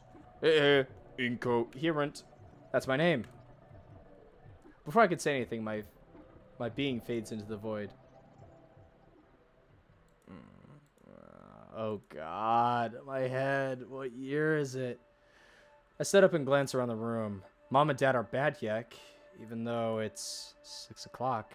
Some busyness meeting, huh? Wait, no. What's that smell? Dang, something's cooking. It smells nice. Guess Mama's home. Whatever the occasion is. Normally it's just reheated whatever, but I put up the couch pillows back and my parents likes them and head back into the kitchen to see what's up. Whoa, Mom. So what smells good? Sorry. Shit, sorry. I didn't know you were still... Oh man, I passed out on you, didn't I? The assignment... It's fine. You feeling any better? Oh, are they not around very often? Yeah, they're usually busy with work stuff. Both have been busy, but well-paying jobs. I'm fine. Don't worry. If you say so. Olivia looks down at the slow cooker and fiddles with one of the dials. Actually, are you... Do you really not have anyone around? No aunts? Grandparents? No nothing? I shrug. Like, my mom's gone, my dad's whole another story, but at least he stuck me with the pains. And that way, I guess you're worse off than me somehow. Last part was quieter. With her downcast face, I can't help but feel like it was meant to hear it. Well, yeah, but at least you have your folks. But I don't think it does much good comparing our situations. I'll just have to be a better parent for my kids. Olivia flinches. I don't know why, though. Isn't that what everyone wants? You plan to start a family? Yeah, of course. What about you? My dad really wants me to. He knows I'm pretty far from ideal. He's told me before that he hopes I can make a family work, like how he couldn't. It'd be nice, but I mean, it's probably not going to happen. I think it can. Well, after you collapsed, I panicked. Had to call Aunt Miss Payne and ask her what to do, if I should call emergency services. She said, when this happens, Damien just makes him shepherd's pie and waits for him to sleep it off. I had to root through your fridge to find it. You have jack shit in terms of ingredients, and your appliances too. I thought this place was as upscale as this would clearly have an air fryer, but all I could find was this slow cooker. So I threw vegetables that hadn't expired and some stock. Should be good for you. For your sinuses, at least. I vaguely remember something telling along those lines. I stepped closer to Olivia, peering into the glass of the cooker. I didn't even know we had half of whatever's in there. Really? Why would your parents buy this kind of stuff to let it rot in the fridge? My mom does like to cook, but she doesn't do it very often. I wish she would. The green gator snorts. You know, I'm only spoiling you because you're sick. It's not that. I just miss dinner, you know? Sitting around in the dining room and talking to each other. We don't really do that anymore, except for maybe on the holidays. Olivia winces. No kidding. Sorry to pry. I can't help but sigh as I think about my lackluster relationship with Mom and Dad. It's alright. Anyway, I didn't take you for the culinary type, Olivia. The awkwardness of just standing and staring gets to me, so I choose to take a seat at our island table. Man, these chairs are surprisingly comfy. This is actually the first time this table has ever been used since we moved in. Thinking about it, Olivia's giving me a lot of firsts now. Kinda wish Mom would make dinner again, like before she got that promotion. Olivia hums to herself as she moves towards the fridge, pulling out an egg carton and scrawling over after checking it. How often do you get groceries, Inko? I ordered some earlier. Actual groceries, not that junk. Oh. God, that's such a waste of money. Imagine if you could cook the food you like. I tried to, but my head starts to get a bit lighter. Though now I could practically taste the salivating smell coming from the cooker. Is that why you're in home, EC? There's another low hum from her as she considers something. I wanted to be ready for when I have a place of my own. And that's actually relaxing. Keeps my mind and hands busy when I'm alone. Plus, it's either this or, bother Aunt Miss Payne all the time. The cooker pings, signaling the stew is finished. When Olivia takes off the lid, a cloud of steam erupts in the rich aroma of cooked meat and vegetables. Can you grab us some bowls? I'm guessing they're the shelves above. I nod, get up and moving around the table with all the shelves and bowls. I give the top a quick dust check, sticking in the back, wondering the two under. Olivia's already got the ladle ready, stirring the soup slowly. I set the bowls next to her and she ladles the servings for us. Okay, moneybags, back to the couch. You don't want to eat at the table? I can't. Oh. The island table doesn't exactly have space for her chair to fit underneath. Plus, I want to enjoy this with quality entertainment. Figured we could watch something together on that big flat screen you got. That's okay, right? Sure. I carry both bowls to the couch, seeing the entire living room has been cleaned up. Man, I really need to make up for this to Olivia somehow. Just watching something doesn't feel like a damn fair deal at all. Not only cooking, but cleaning up after her. I'll find a way to repay her. I sit down our dinner at the coffee table. Before Olivia could say a thing, I placed both hands on the corner of the couch and push. Didn't think it'd be so hard, but then again, I am still out of sorts. The space created, however, is enough for Olivia to work the front of her chair in. Olivia gives me an appreciative nod that angles her chair in a way to let her use her tail and the couch's armrest to pivot herself onto. Thanks. I give Olivia a small nod and smile as I grab my spoonful off the table. Leaning closer to the bowl, the comforting aroma of the soup wafts my stuffy nose. First time I'm actually getting goosebumps that aren't caused by cold flashes. I get a good spoonful of Olivia's homemade remedy, making sure to get some meat and veggies as well. Still piping hot, I blow the air at the spoon to cool it down. Pussy. What? Hey, the last thing I need in this fever is second-degree burns all over my tongue. Whatever you say. Once I feel that it's sufficiently cooled, I slurp up my first spoonful. My dry, tired eyes close in bliss as the flavors wash over my taste buds, firing them all off like fireworks. To describe it as just being good would be a severe understatement. The shock is rich and hearty. The meat is well cooked. It could have easily fallen off the bone it came in, and the vegetables give me a nice aromatic touch. All of it well seasoned and spiced. It's like I'm experiencing that scene from Kambatui, sensing all the different flavors, home, and dance around in my mind. For a brief moment, I forget all about my fever, and only the warm presence of the soup enveloped me like a cozy blanket. Is it good? Like a record scratch, I'm taken out of my experience and brought back to earth to the Baronox's voice. I look to see Olivia give me a questioning look, idly crunching and munching her soup.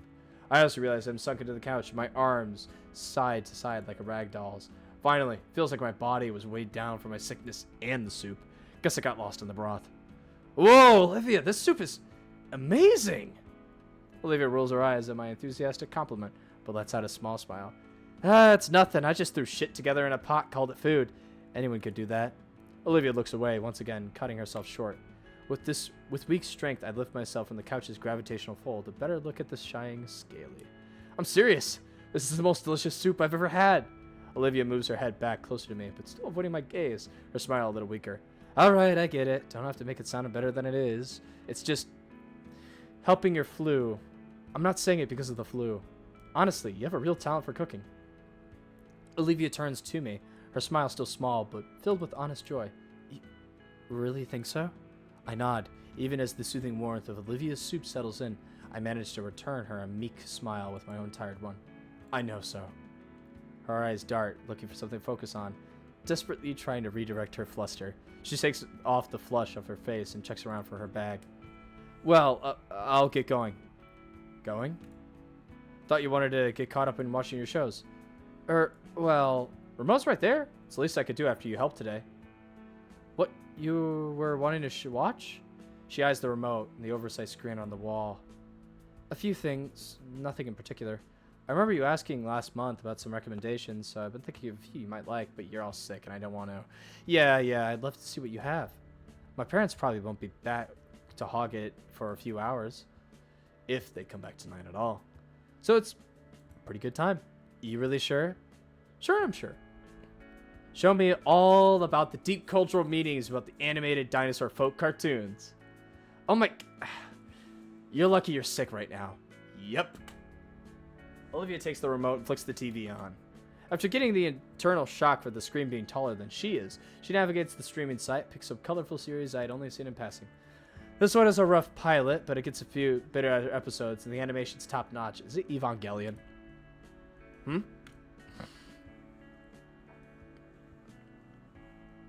She flips on the first episode, and it's an establishing fight scene that unravels while Olivia moves back by the couch with me.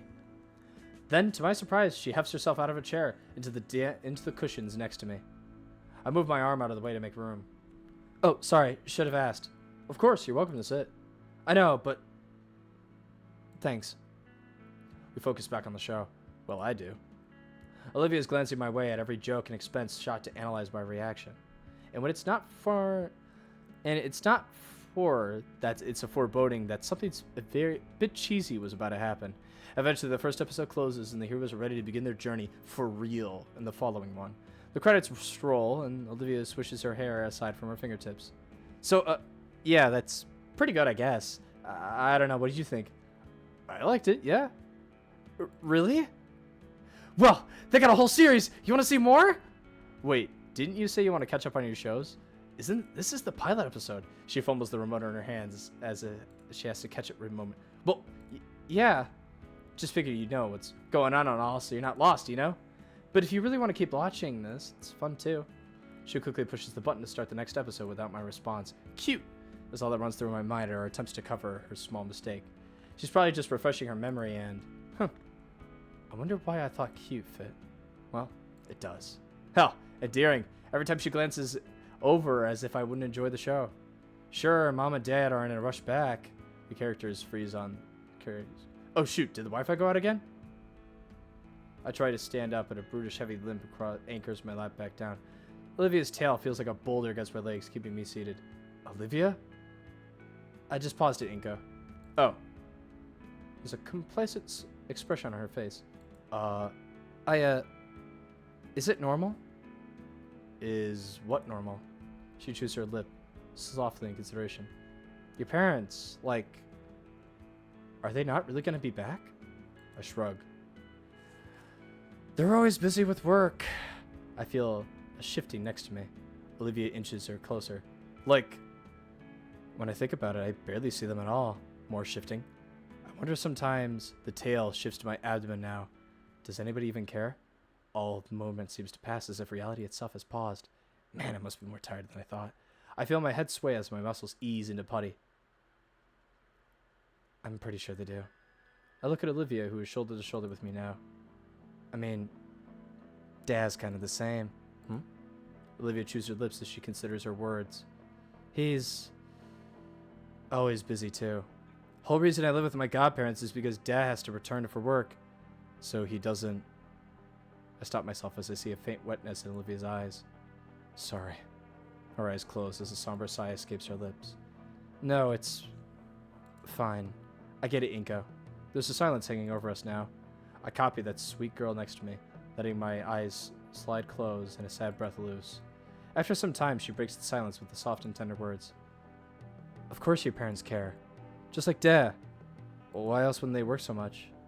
But what about me? I wince at how just pathetic that sounded. It's for you, you doof. How else could you afford all these nice things? Her words grow quieter as time goes by and my body sinks into the numbness again. Dad cares enough to work for my sake. Enough to talk to my godparents into letting me live with them. They didn't have to, and yet I'm burdening them. My mind connects the dots. Mr. Halford talked Randy and Sophie into it, huh? Which is why I have to be able to live on my own as soon as I can. Because if they don't want me there anymore, that's it for me. I recall just happy they were to have Olivia rejoin the party. They wouldn't, though. They love you like Damien and Vinny. She shakes the morose thought from her head and then looks at me with moonshade eyes. Anyways, you should do the same for your parents and yourself. Oh. The world goes horizontal. I find myself ahead of the comfiest pillow I had ever felt. I nod and nod and becomes a nuzzle into said pillow. Above me, Olivia yelps. I try to turn and see you, but something falls on top of my head that keeps it in place. Nothing. Soothing, cool something rubs under my head, drawing me further and further into a restful place. Along with the gentle caress, a deep, vibrant emanates from somewhere, resonating in my tired mind. The lulling touch and tone. My eyelids grow heavy.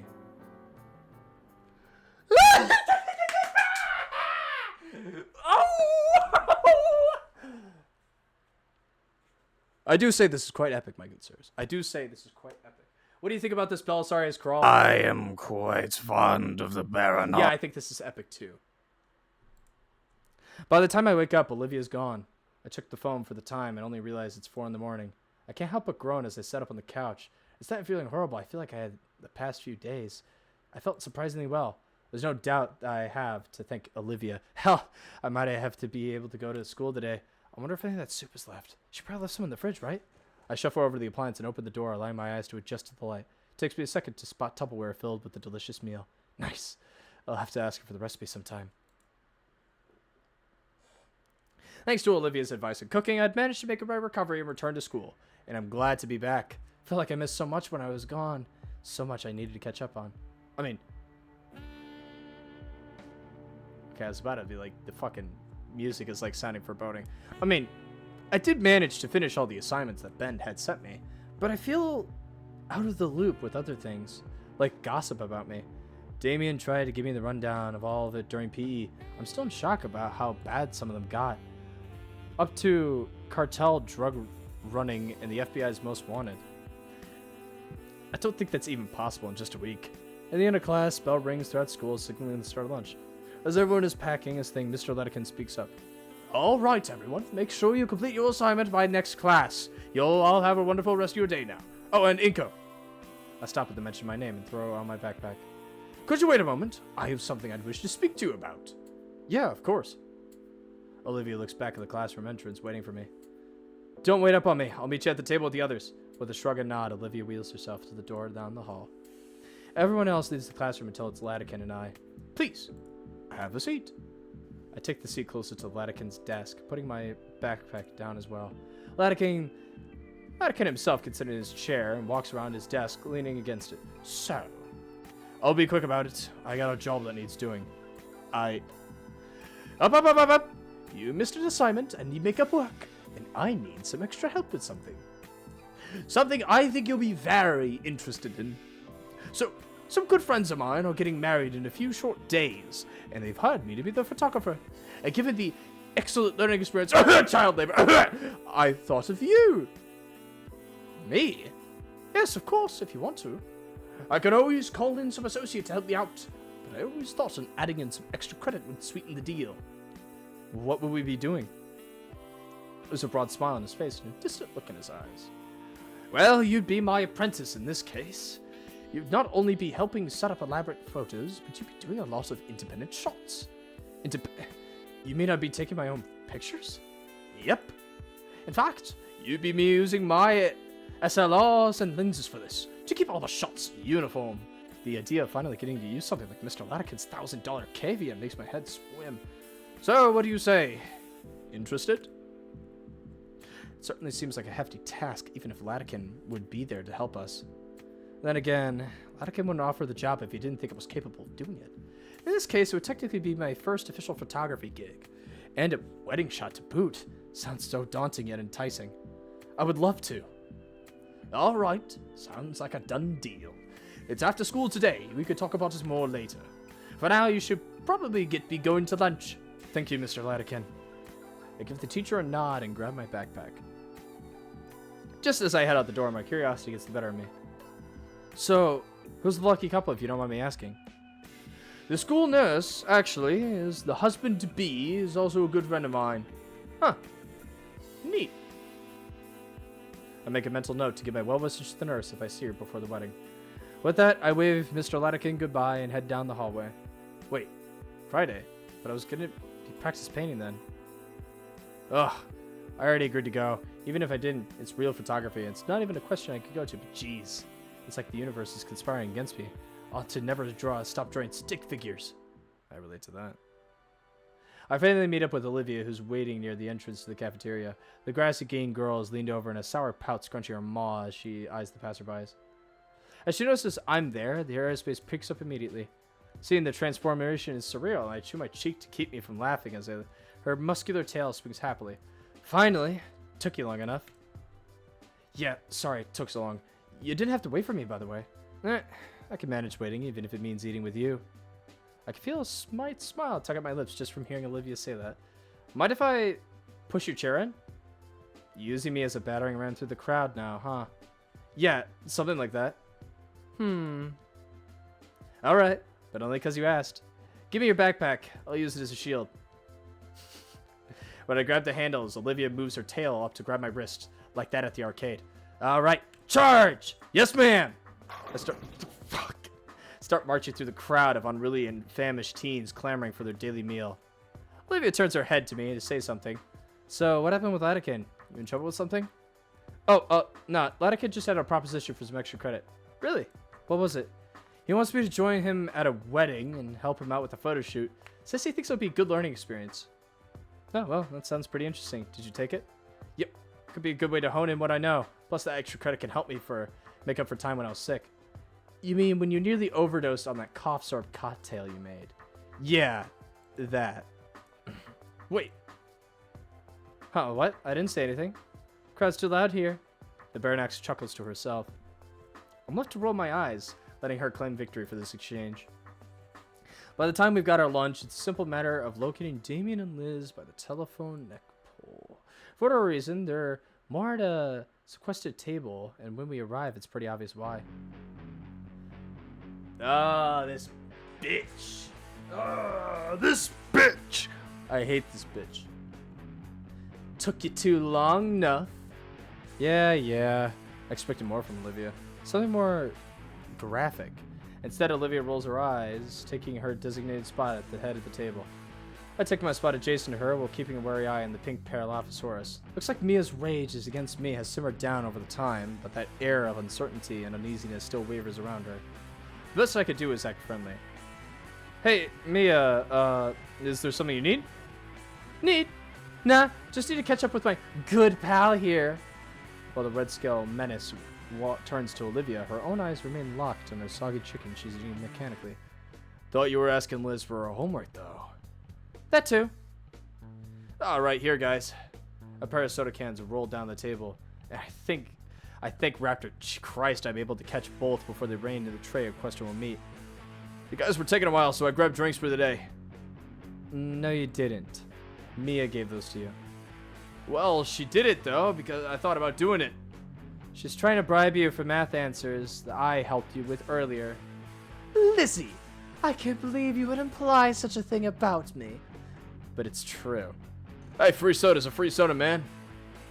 At any rate, the real reason I'm here is... Say, Olivia, you leave your phone at home or something? People are trying to contact you all day. Oh. Olivia pulls her phone out from her jacket pocket. Catch a glimpse of her wallpaper, a comical profile of Guts. that she probably doodled. Yeah, I ran out of service for the month. What the hell? You don't got a proper monthly plan. I got more important things to do than this, you know. If they want to see Olivia really badly, why send you not just show up themselves? Shut it! Who's so important for all this anyways? Who do you think? Ben wanted to talk to Olivia. Why does he want to talk to Olivia? Is this 20 frickin' questions? How the hell should I know what's really going on between my boyfriend and Hot Wheels here? All that matters to me is if Livy's here gonna fix it or not. I'll think about it. Ugh, whatever. I'm out of here. Smell you later, Gator. Mia storms off, leaving Olivia looking very sour. Things alright with Ben? Olivia rests her arms on the table and slumps her head in. I don't want to talk about it. Where'd her bright mood go from before? Well, anyways, Damien, you really shouldn't condone cheating, even with something as simple as math homework. But you helped me out with it. That's different. I helped you out with it, and I think you're getting something out of it. Like the answers. What I mean is, in comparison, Mia's just trying to be lazy. She's only cheating herself. What's the issue then? What's the issue? Yeah, I got a free soda. Somebody who hates tricks herself into saying something stupid, and everyone thinks it's... They win. It's great.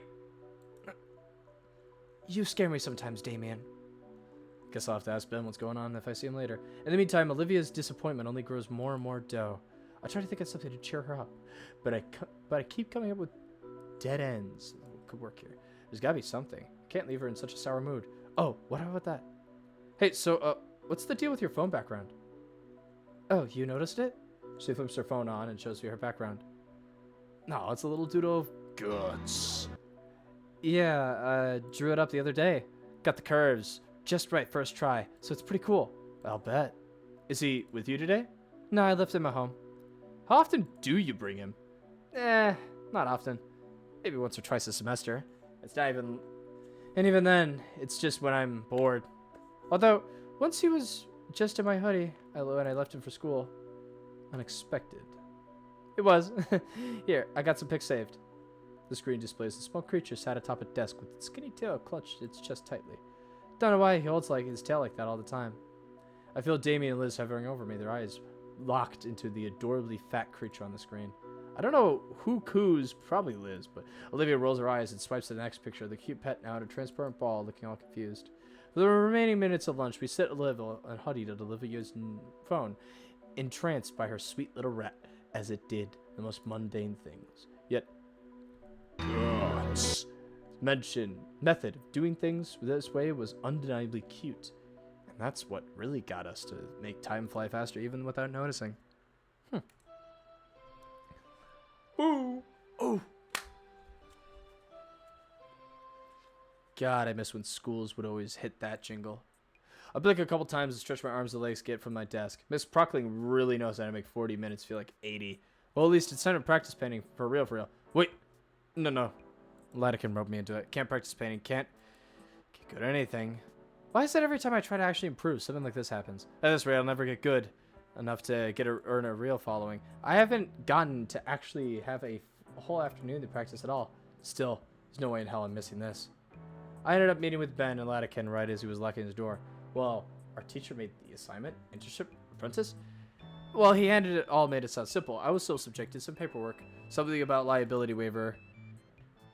You know, in case something happens to us, like a surprise attack by 5 teenagers in multicolored spandex. I wonder if that happens often. We filled out the form, and the instructor gave us an overview of just what exactly Ben and I would be doing. There's a few structures out here, save for one at the edge of the cliff. Ben's the first one out of the crammed car with an armful of a telescope stands. I follow his example, unloading the vehicle. Alright, you two. Remember what you're doing tonight. Yes, sir. After we set up a photo section in the corner of the hall, we'll be taking turns walking the reception, taking pictures of the guest. Perfect. I'll be with the wedding party the entire time. So if you need me, I'll just look for a gaggle of similarly dressed women screeching, and you'll find me. He grins as he helps carry the last of his lightest equipment out of the trunk. Remember, this is actual work, so be polite, be efficient, but most importantly, Ben and I sit upright at attention, ready for the order our street teacher would give us. Have fun. But, trust me, the clients will appreciate it more. Finally finished with unloading, I inhaled the mixed aroma of ocean and flowers. While I find the tent energizing, Ben seems to have the exact opposite reflection. His brows pitched together in disgust as he tries in futility to fan away the air with one hand while covering his nose with the other. Ugh! I think I'm gonna be sick. The sick one next with this weather. At least the view's great. It is, yeah. Mr. Latican leads us through a small garden out front to the receptionist hall.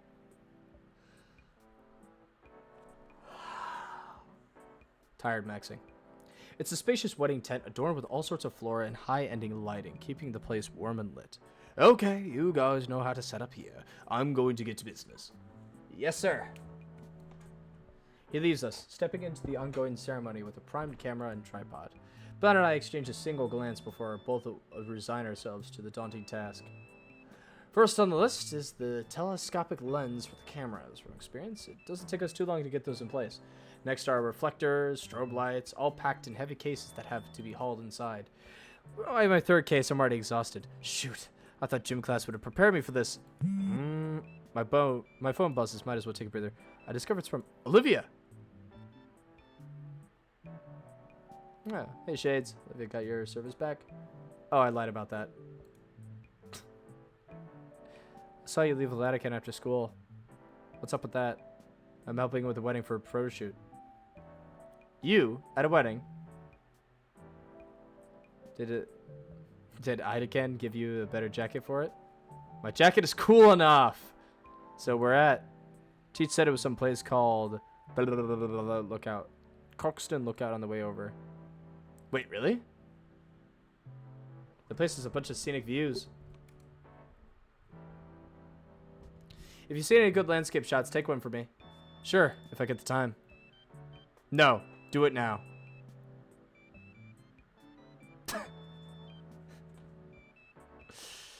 Yeah. Boy, what I would do to have a conversation like this with someone. Absolutely beautiful.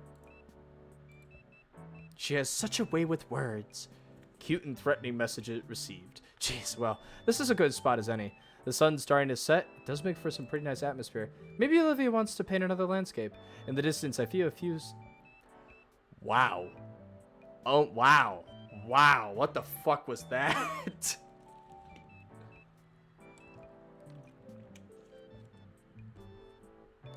In the distance, I feel...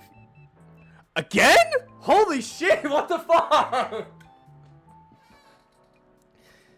In the distance, I see a few sailboats and yachts. Further beyond, a freighter or two, the seas sure are crowded these days. I take the picture and send it over to Olivia. Thanks.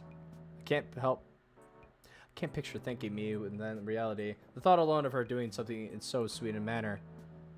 Inko, this thing weighs like 80 pounds. I'm not doing all the work. Oh, right. I let my camera hang loose around my neck while assisting Ben setting up the reflectors. Setting up meant not only the cameras, but a large chunk of the incomplete decor prep, which meant carrying out loads and loads of heavy cases loaded with strobes, reflectors, cloth sheets, and many telescoping pole stands. Following his instructions, Ben had set up a red carpet path leading to the glamorous shot. And I, meanwhile, was finished making sure the marked out spots within the room had the right combination of flash, strobe, and a reflector. By the time our teacher came back, he just placed the final light in position. As the guests start walking down Ben's homemade path, I skirt along the edge of my high-browed camera. The DSLR's clicks are muted compared to the chattering guests, and while I think I managed to catch some decent shots, I'm just not really feeling it today. Is something wrong with me? And voila! Ben was having a much easier time working the makeshift studio we built in the corner. Couples would simply walk up and stand before the backdrop of the massive window to the cliffside and the ocean. And Ben had the brilliant idea not only set up Ladikin's loaned camera, but also his own so he'd capture the couples from 2 angles at once. He looked happy with each and every shot he took, and the people always chatted him up right after. And here I am, doing my best not to scowl as I look over the blurry shot I messed up. Blurry became my hands were shaking. I hadn't noticed, but now my main message app has been going off. Hardly. I think Ben's turning into a competition. Are you winning? No, not really. Beat him for me. Really wasn't a real message. I try to ignore my phone for now, and I don't think anything will calm my nerves at this point. The feeling of anxiety only grows as time marches on. I can't seem to get one picture right, and Ben's zooming around his efficiency as if he isn't helping. Well, that's not all. Olivia's messages are just throwing me off. Just break his flashing stick thingy, lol, then his pics will be super dark. How out of date is Olivia to think that we still use snap pens? Or lock him in a bathroom or something. I don't think that's sportsmanlike. Or legal. Oh, I just remember I need another pic. Can you try shoving him into the wedding cake and taking a picture of him smash onto the floor? I need it for a muse. That. Do it for me! Oh, come on, that's just violent. Just barely within my peripheral vision, I spot the perfect shot of an older couple and their parents of the groom, I believe. There it is, a good chance. I bring up the borrowed camera and look through the view and see that the parents have already moved away into for another group. Camera slips my grip, but luckily the next strand sits safely against my chest. Okay, I need a break. Find an appropriate spot to sneak outside and go around the building, slumping around in the brick. It's actually pretty twilight. Ocean's reflection is getting very close to being the real thing. My phone buzzes once more. Something in me jumps. Not fear, just I wish I knew what it was. Olivia sends a video of Guts running around a maze she put together using cardboard and school supplies. When it comes out the other end, she gives him a grape to bite into the other with a palm. Oh, I never was really fond of rodents, but seeing Olivia's videos and little doodles really is starting to sway me.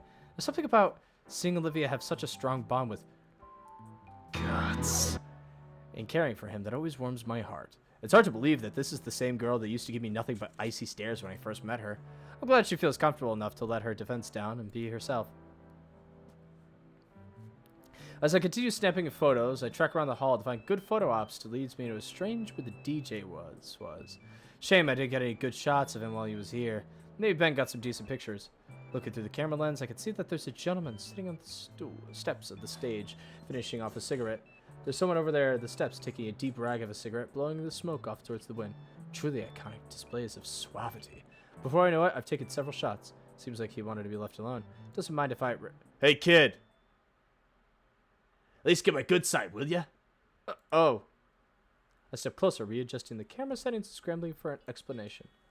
Sorry about that. I was just unsure if you wanted my attention. Nah, it's alright. People say I kinda got a resting bitch face. Can't lie. I'm pretty exhausted, kid.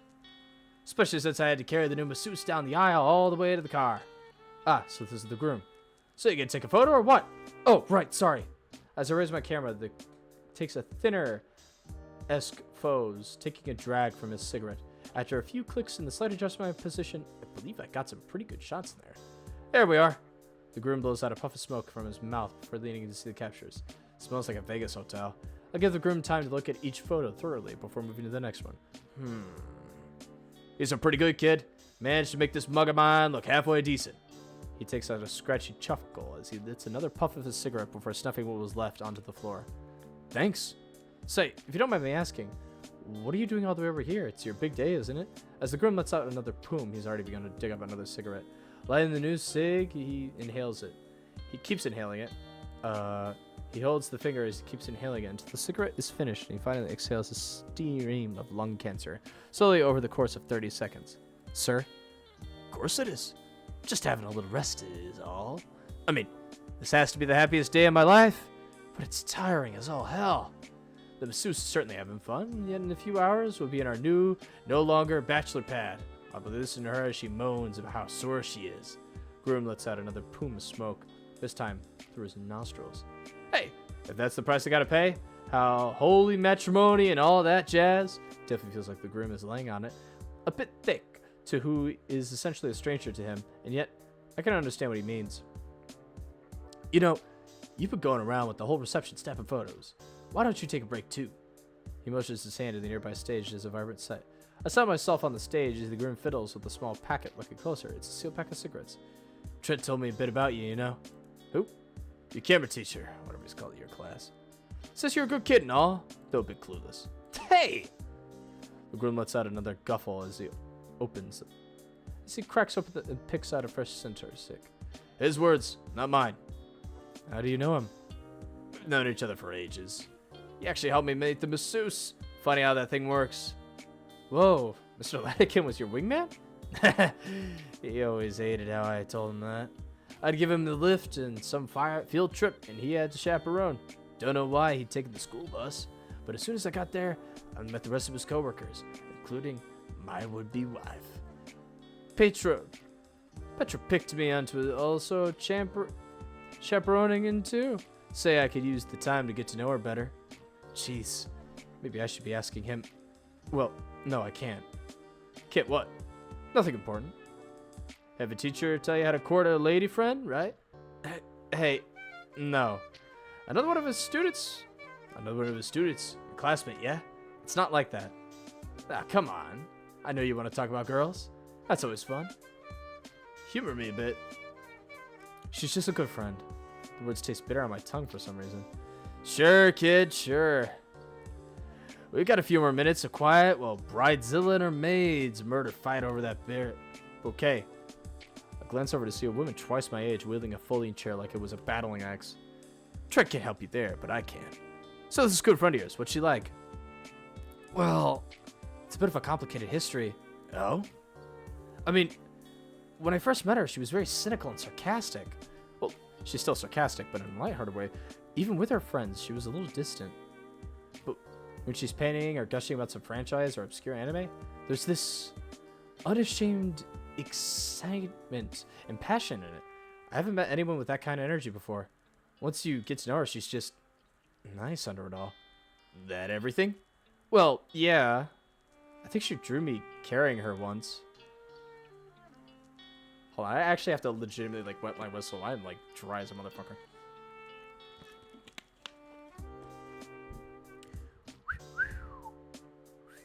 God, that wasn't loud. Well, shoot. He slides the ring off his finger and holds it to me. You want this? Sounds like you'll be needing it more than me. Kidding, I'm kidding. But dang, sounds pretty cut and dry to me. Never had a crush before? Not on anyone I know personally. Huh. Your folks together? Yeah. They love each other too, yeah? Yeah, I guess they do. You guess. It's complicated. They're around so little, I don't even know what their love looks like or how they interact. If they even love each other at all. They never told me their story, why they're together. Anything that would prepare me for a future was outsourced. As far back as I remember, whenever my parents weren't around, there was always a screen nearby, and they weren't around it often. I've always had with that little electronic friend in my pocket telling me how great I was at everything. That's only been my only help to get through life. All the best ways to have best friendships, hobbies, romance, but it feels worthless now. I'm not prepared. I don't even know what this is. It's love. This guy seems to think so. He'll help me out. I see him putting some words together now. Let me give you a little anecdote, kid. The groom finally lights a cigarette, though this time it's to slow puff it. See my beautiful bride over there? He motions the dull embers with the smoke to where his bridesmaids still were violently wrestling with the bride acting as the referee. Even if we had never met, this was the happenstance meeting, I'd still see her over there. And just know, I love her. Yeah? Yep. Is that it? Yeah. Aren't you trying to give me a little push? Convince me that I like this girl? You're the one who wanted advice. There it is. I thought you were going to go a bit more about love. Why the hell would I give you a speech about love? I know what it is. You know what it is. But there's no groundbreaking advice that'll make everything make sense. And you don't need me to convince you to. You're just looking for reasons to not believe what's right in front of you. Oh. Break's over. Gotta run. The man gets up, dusting his pants and flicking his cigarette butt into the trash. Hey, take some good pictures for me, will ya? No more moping. You're on the clock. He jogs into the crowd to meet up with his bride. My phone buzzes in my pocket. What timing? I reach in my pocket to pull, squinching at the screen. An unread notification in our group chat. Shoot. Do I have time to be on my phone right now? Maybe I could talk to Damien about this. He's known Olivia for a while. Ben and Olivia used to be good friends too. Would he be able to help? I should probably focus on what I'm able to do here. Besides, I don't want to let the groom down. But this is Olivia we're talking about. I don't want to do anything without knowing as much as I can.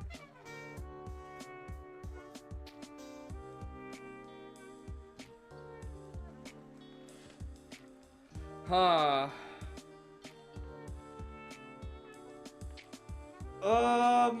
These are actually, for the first time, it's two choices that I'm actually like, because this is like, amen, I'm here, I'm on the clock, I need to do shit. But also, Olivia. I mean, to be fair, I could always ask another time, right? I mean, there's no way that the game's gonna be like, oh, you chose that option, now everything's on fire and everything's bad. It's like,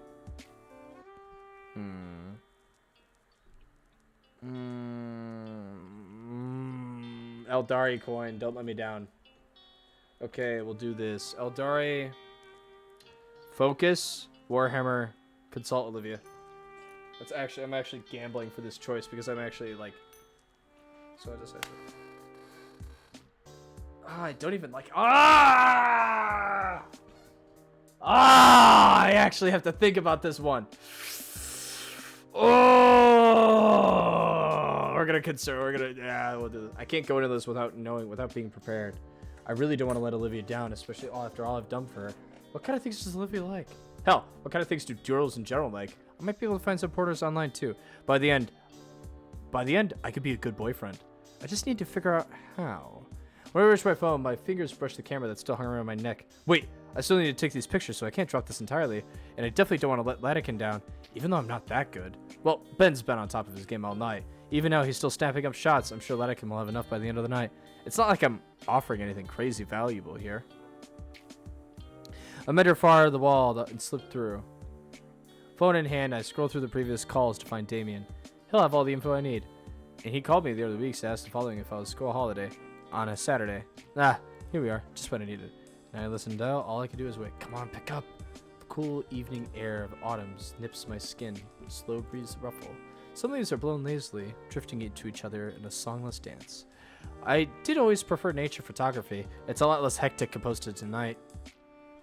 Hello, Miss Payne residence. Huh? Oh, sorry. Miss Payne. I thought this was Damien's phone. It is. He left his phone on the table when he takes the trash out. It is. He left his phone. What the fuck? One moment. Damien, sweetie, your school friend is on the phone. Ma, I told you not to answer those spam calls. It's Inko. Don't stop saying school bomb. Hey, Inko. I can make out the frantic shuffling on the phone. What do you need me for? Okay, just play cool. Right. I wanted to ask you about, wait, how do I even ask him this? Well, I want to be a better friend for Olivia, right?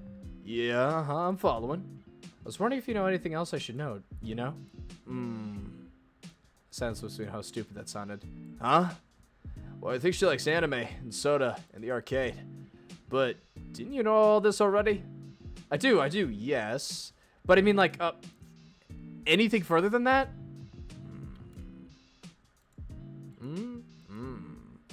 I mean, you like Olivia, don't you, Inko? I didn't say that! The stiff breeze, I can feel my face burning up. Shut up! Say it! Say what? Don't make me tell you nothing, and I got all day to wait. Do you? Damien, I'm serious. I need some help here. I'm serious too. Come on, say it. I'm not confirming or denying anything. Maybe I should hang up then. See you at school tomorrow, Inko, my man. Oh, damn it, fine. Damien! Yes? I take a deep breath to say it. All right. I like her. Who? Oh, come on! Olivia. Huh? What about her? I'm not hearing the complete sentence here. Screw you. I like Olivia, and I want to know what advice you have as a friend. I'm serious. There we go. In all seriousness, I don't have much for you. This guy! I haven't thought of Olivia that way since, like, 3rd grade. I ain't got anything game-changing for you. Great. But hey, I'm here for you, man. Just don't act like a fool and start willing out, you know? Not in the slightest. I'm saying, look, you're calling because you think there's a big secret here, right? I'm telling you there ain't was one. And that in itself is an advantage. You don't need to be focused on, like, strategy. Just let it happen. Wait, does she know? No, I don't think so. I think she likes me too? Well, yeah, that's the long and short of what I got. Have you ever been in a relationship, Damien? A few. Nothing serious, though. Hey, want to go to the school dance? That kind of thing. Never went anywhere, you know? Yeah. Alright, I should get back to it. Sorry to bother. Hey, call anytime, man. Thanks, be seeing you. See you later, Gator Dater. I fight the urge to throw my phone at the brick wall. That was completely pointless. I place my hand on my forehead and take a deep breath. At this point, I should try to get some photos to look somewhat competent at my job. I slip my phone back in my pocket, grab my camera, and begin walking down the hall, doing my job to look for opportunities to snap some decent shots. I do a lap around the hall. Even then, I'm still struggling to find anything good. It's long before I notice Ben across from me, and from the looks of it, he's managing it fairer than me. Not only is he finding better shots than I am, but the guests are going to him for asks of shots. Actually, the more I think about it, Ben actually might have some decent advice to give, right? Better than what I got from Damien, at least. I surreptitiously maneuver around the various wedding goers, impeding my path, trying to get to Ben. Eventually, I have an opening while Ben is currently taking a picture of another couple by their side. Not wanting to seem I'm lost, I try to blend in and join him. I get near Ben and get down on one knee, alternate angles with the couple. As if he had a sixth sense, Ben quickly noticed my presence, shocked that I was next to him. Eiko, what are you doing? Oh yeah, I just want to get alternative shots with a lovely couple, just in case they wanted them, you know? I give an awkward laugh, but it's not amusing to Ben. He gives this icy glare that shaves down my spine as if clearly stepped into his territory. I think it'd be more efficient if we worked in pairs of the venue. But what if there are people over there that want their picture taken? If the people there wanted their picture taken, I wouldn't be here in the first place. Ben wordlessly goes back to snapping photos. I get back on my feet and lean closer to preoccupied Parasaurolophus to talk to him. Look, Ben, I need some advice. Thank you, young man. No problem, man. Finished with the couple's photos, Ben turns to me and begins to hoof it down the venue, more photo ops. I match his pace in order to keep up with him. Advice, you say? It's about Olivia. Mentioning the Baronox stops Ben dead in his tracks. He turns to face me. What about Olivia? Well, it's just that I take a deep breath to stay myself. Thing is, I think I love Olivia. Ben's face goes from confusion to sheer surprise as his eyes as big as his glasses. Wait, what? Are you serious? Of course I'm serious. And since you've known her longer, I figured I'd ask you some things about her. Ben? Ben! Sorry, I must have misheard you. You said you were in love with Olivia and I did. Or, I think I am. Look, I don't really know, but I'm asking for some help, and the Parasaurus claps his hands on my shoulder and smiles broadly. This is wonderful news. Olivia's always been a bit of a loner, but to know that someone likes her like that is just fantastic. His arms wrapped around my neck as he starts dragging me away from the wedding crowd. Okay, right. So you want to know more about Olivia, right? Yeah? We used to be best of friends way back. Pay close attention to Ben as he went over the history of the girl I may or may not love. Part of me wanted to take notes on my phone as it listed all the shows they used to watch together. By the time he hit the cues, I noticed some of the guests had left. Should I be writing all this down? I think you'll be fine. Unless Olivia's even changed musical tastes in the last 3 years. 3? Are you talking to her these days? I mean, not as much as I used to. It's been a while since we had a sit down. Wait, but Mia came and told us you wanted to talk to her at lunch. I have no idea what you're talking about. I thought you were above gossip, Inko. Sorry. Anyway, Olivia and I don't really talk much, but I think we should. Hell, if I was around more, I could have helped the two of you get to know each other sooner. Maybe even... A shrill cry interrupts us. Across the room, newlyweds are in some altercation. I guess it's that time of the night for the groom to carry the bride out, but for some reason, she's piggyback riding him like a grade schooler. He laughs to himself maniacally, while contemplates while holding his hair and keep balance. Well, that relationship isn't gonna last. Inko? Yeah, sorry. Back on track. What's important is that you always be mindful of her condition. Her condition? You know what I mean. Olivia absolutely hates special treatment. It can get to a point where that in itself it's a burden that weighs down her friends, refusing to accept help to the point that she becomes a problem for those around her. Ben sighs. I would know. Alright, talk about how Olivia tries to do things on her own. Ooh. Yeah, like all the time she tried to help her out, she always get all pouty and silent as if I was stepping on her toes. No wonder people try to avoid her, you know? You just can't keep pushing people away. I care about Olivia, but she doesn't do herself any favors. Truth be told, I'm a bit excited to hear this from you. If you could get through to her, we could be friends again. I'd definitely do it right this time. I don't want to impose anything on her. That wouldn't be right. We'll see. That's exactly what you want to avoid. Otherwise, your relationship is going to be one-sided. One-sided? Relationships are all about mutual respect for one another. Anything less than that is unreasonable. Without that understanding, it's doomed to fail. And that one thing to understand is Olivia, her condition, needs special considerations. One that she doesn't fully agree with. So you have to account for that from her, otherwise it won't work out. Is that why the two of you stopped talking? Yeah. Alright, boys, ready to pack up? Pretty long night, Our teacher looks haggardly as he walks towards us. His wings are dragged on the floor as he's propping himself up by one of the nightstands we brought. Despite his exhaustion, he's grinning wildly. You two enjoy your first work experience? Oh, absolutely, Mr. Latican. I managed to load up both the memory cards you gave me, and I even managed to try out all kinds of different lenses you brought. Good to hear, Ben. What about you, Inko? Well, if I'm being honest with you, I wasn't on my A game tonight. I suppose that's a tough order to start with. So many things to account for, and... no. I mean, I didn't get that many great shots, Mr. Latican. I didn't even finish the first card you gave me. I see. Well, when we go through these weeks, I'm sure they'll be fine. Oh, definitely. The groom saunters over with a huge grin on his face, slinging an arm around the teacher's shoulders. Can't wait to see these. Latican straightens up and slugs the arm off, turning a newly married man. You'll see them when you see them. My team still needs to go through all the pictures and weed out the chaff. Come on, T. Can't you give your buddy a preview or something? Latican sighs. Hey, it's your special day. Ben, could you fetch the laptop and the card reader? Yes, sir.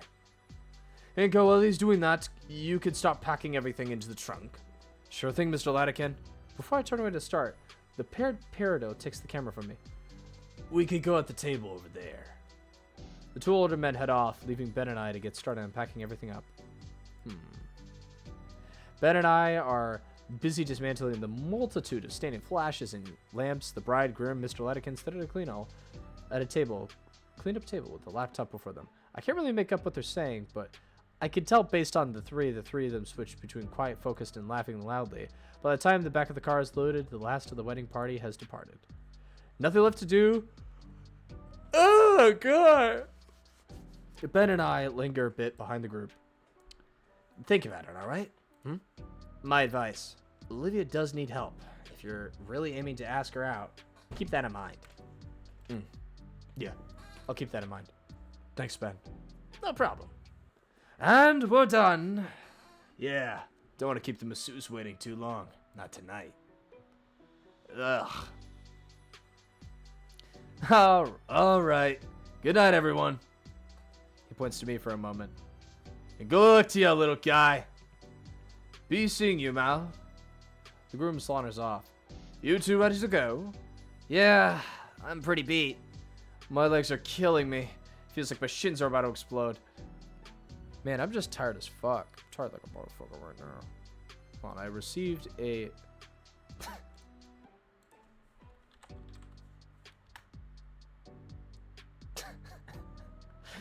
One of my friends asked me what I was playing. Better use that paint, Inko. Play more where that came from once we start doing all-day events like sports matches or air shows. Any advice you could give me to avoid the pain? Ben taps his chin. Comfy shoes, good soles, plenty of squats to build up your leg strength. Maybe also go out for power walks and jogs, really build muscle. Great. Even when I pick a career choice that doesn't involve physical activity, I still somehow having to exercise in order to be successful. Either way, it's not before long before we climb into the car and begin our journey back to the school. I settle with the rhythmic motions of the car as it glides along the road. The cityscape of Volcandria bluffs passes by. I can't help but admire it. The mood is quickly killed, however, as Ben calls a certain red-scaled girl. The serenade lovey-dovey talk makes my head hurt. I can guess by his expression that Latican feels the same. He changes the subject, asking if my parents can pick me up. It looks like I'll be taking the light night metro home. Still, I have fun today. I am once more obviously going to save.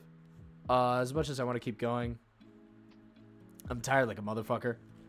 So, we're going to go ahead and put an end to it for this time. So, you already know. Gonna go ahead and do a little save-a-rooski. A nice little whatever the fuck. So, that is that. Everything is doing pretty good. Everything is starting to roll together. Not only did we get that hug from that gator last episode, but we just acquired the world's comfiest pillow this episode. So, Lord knows what's going to happen in the next episode. And I do hope to see you there in the next episode. Bye-bye.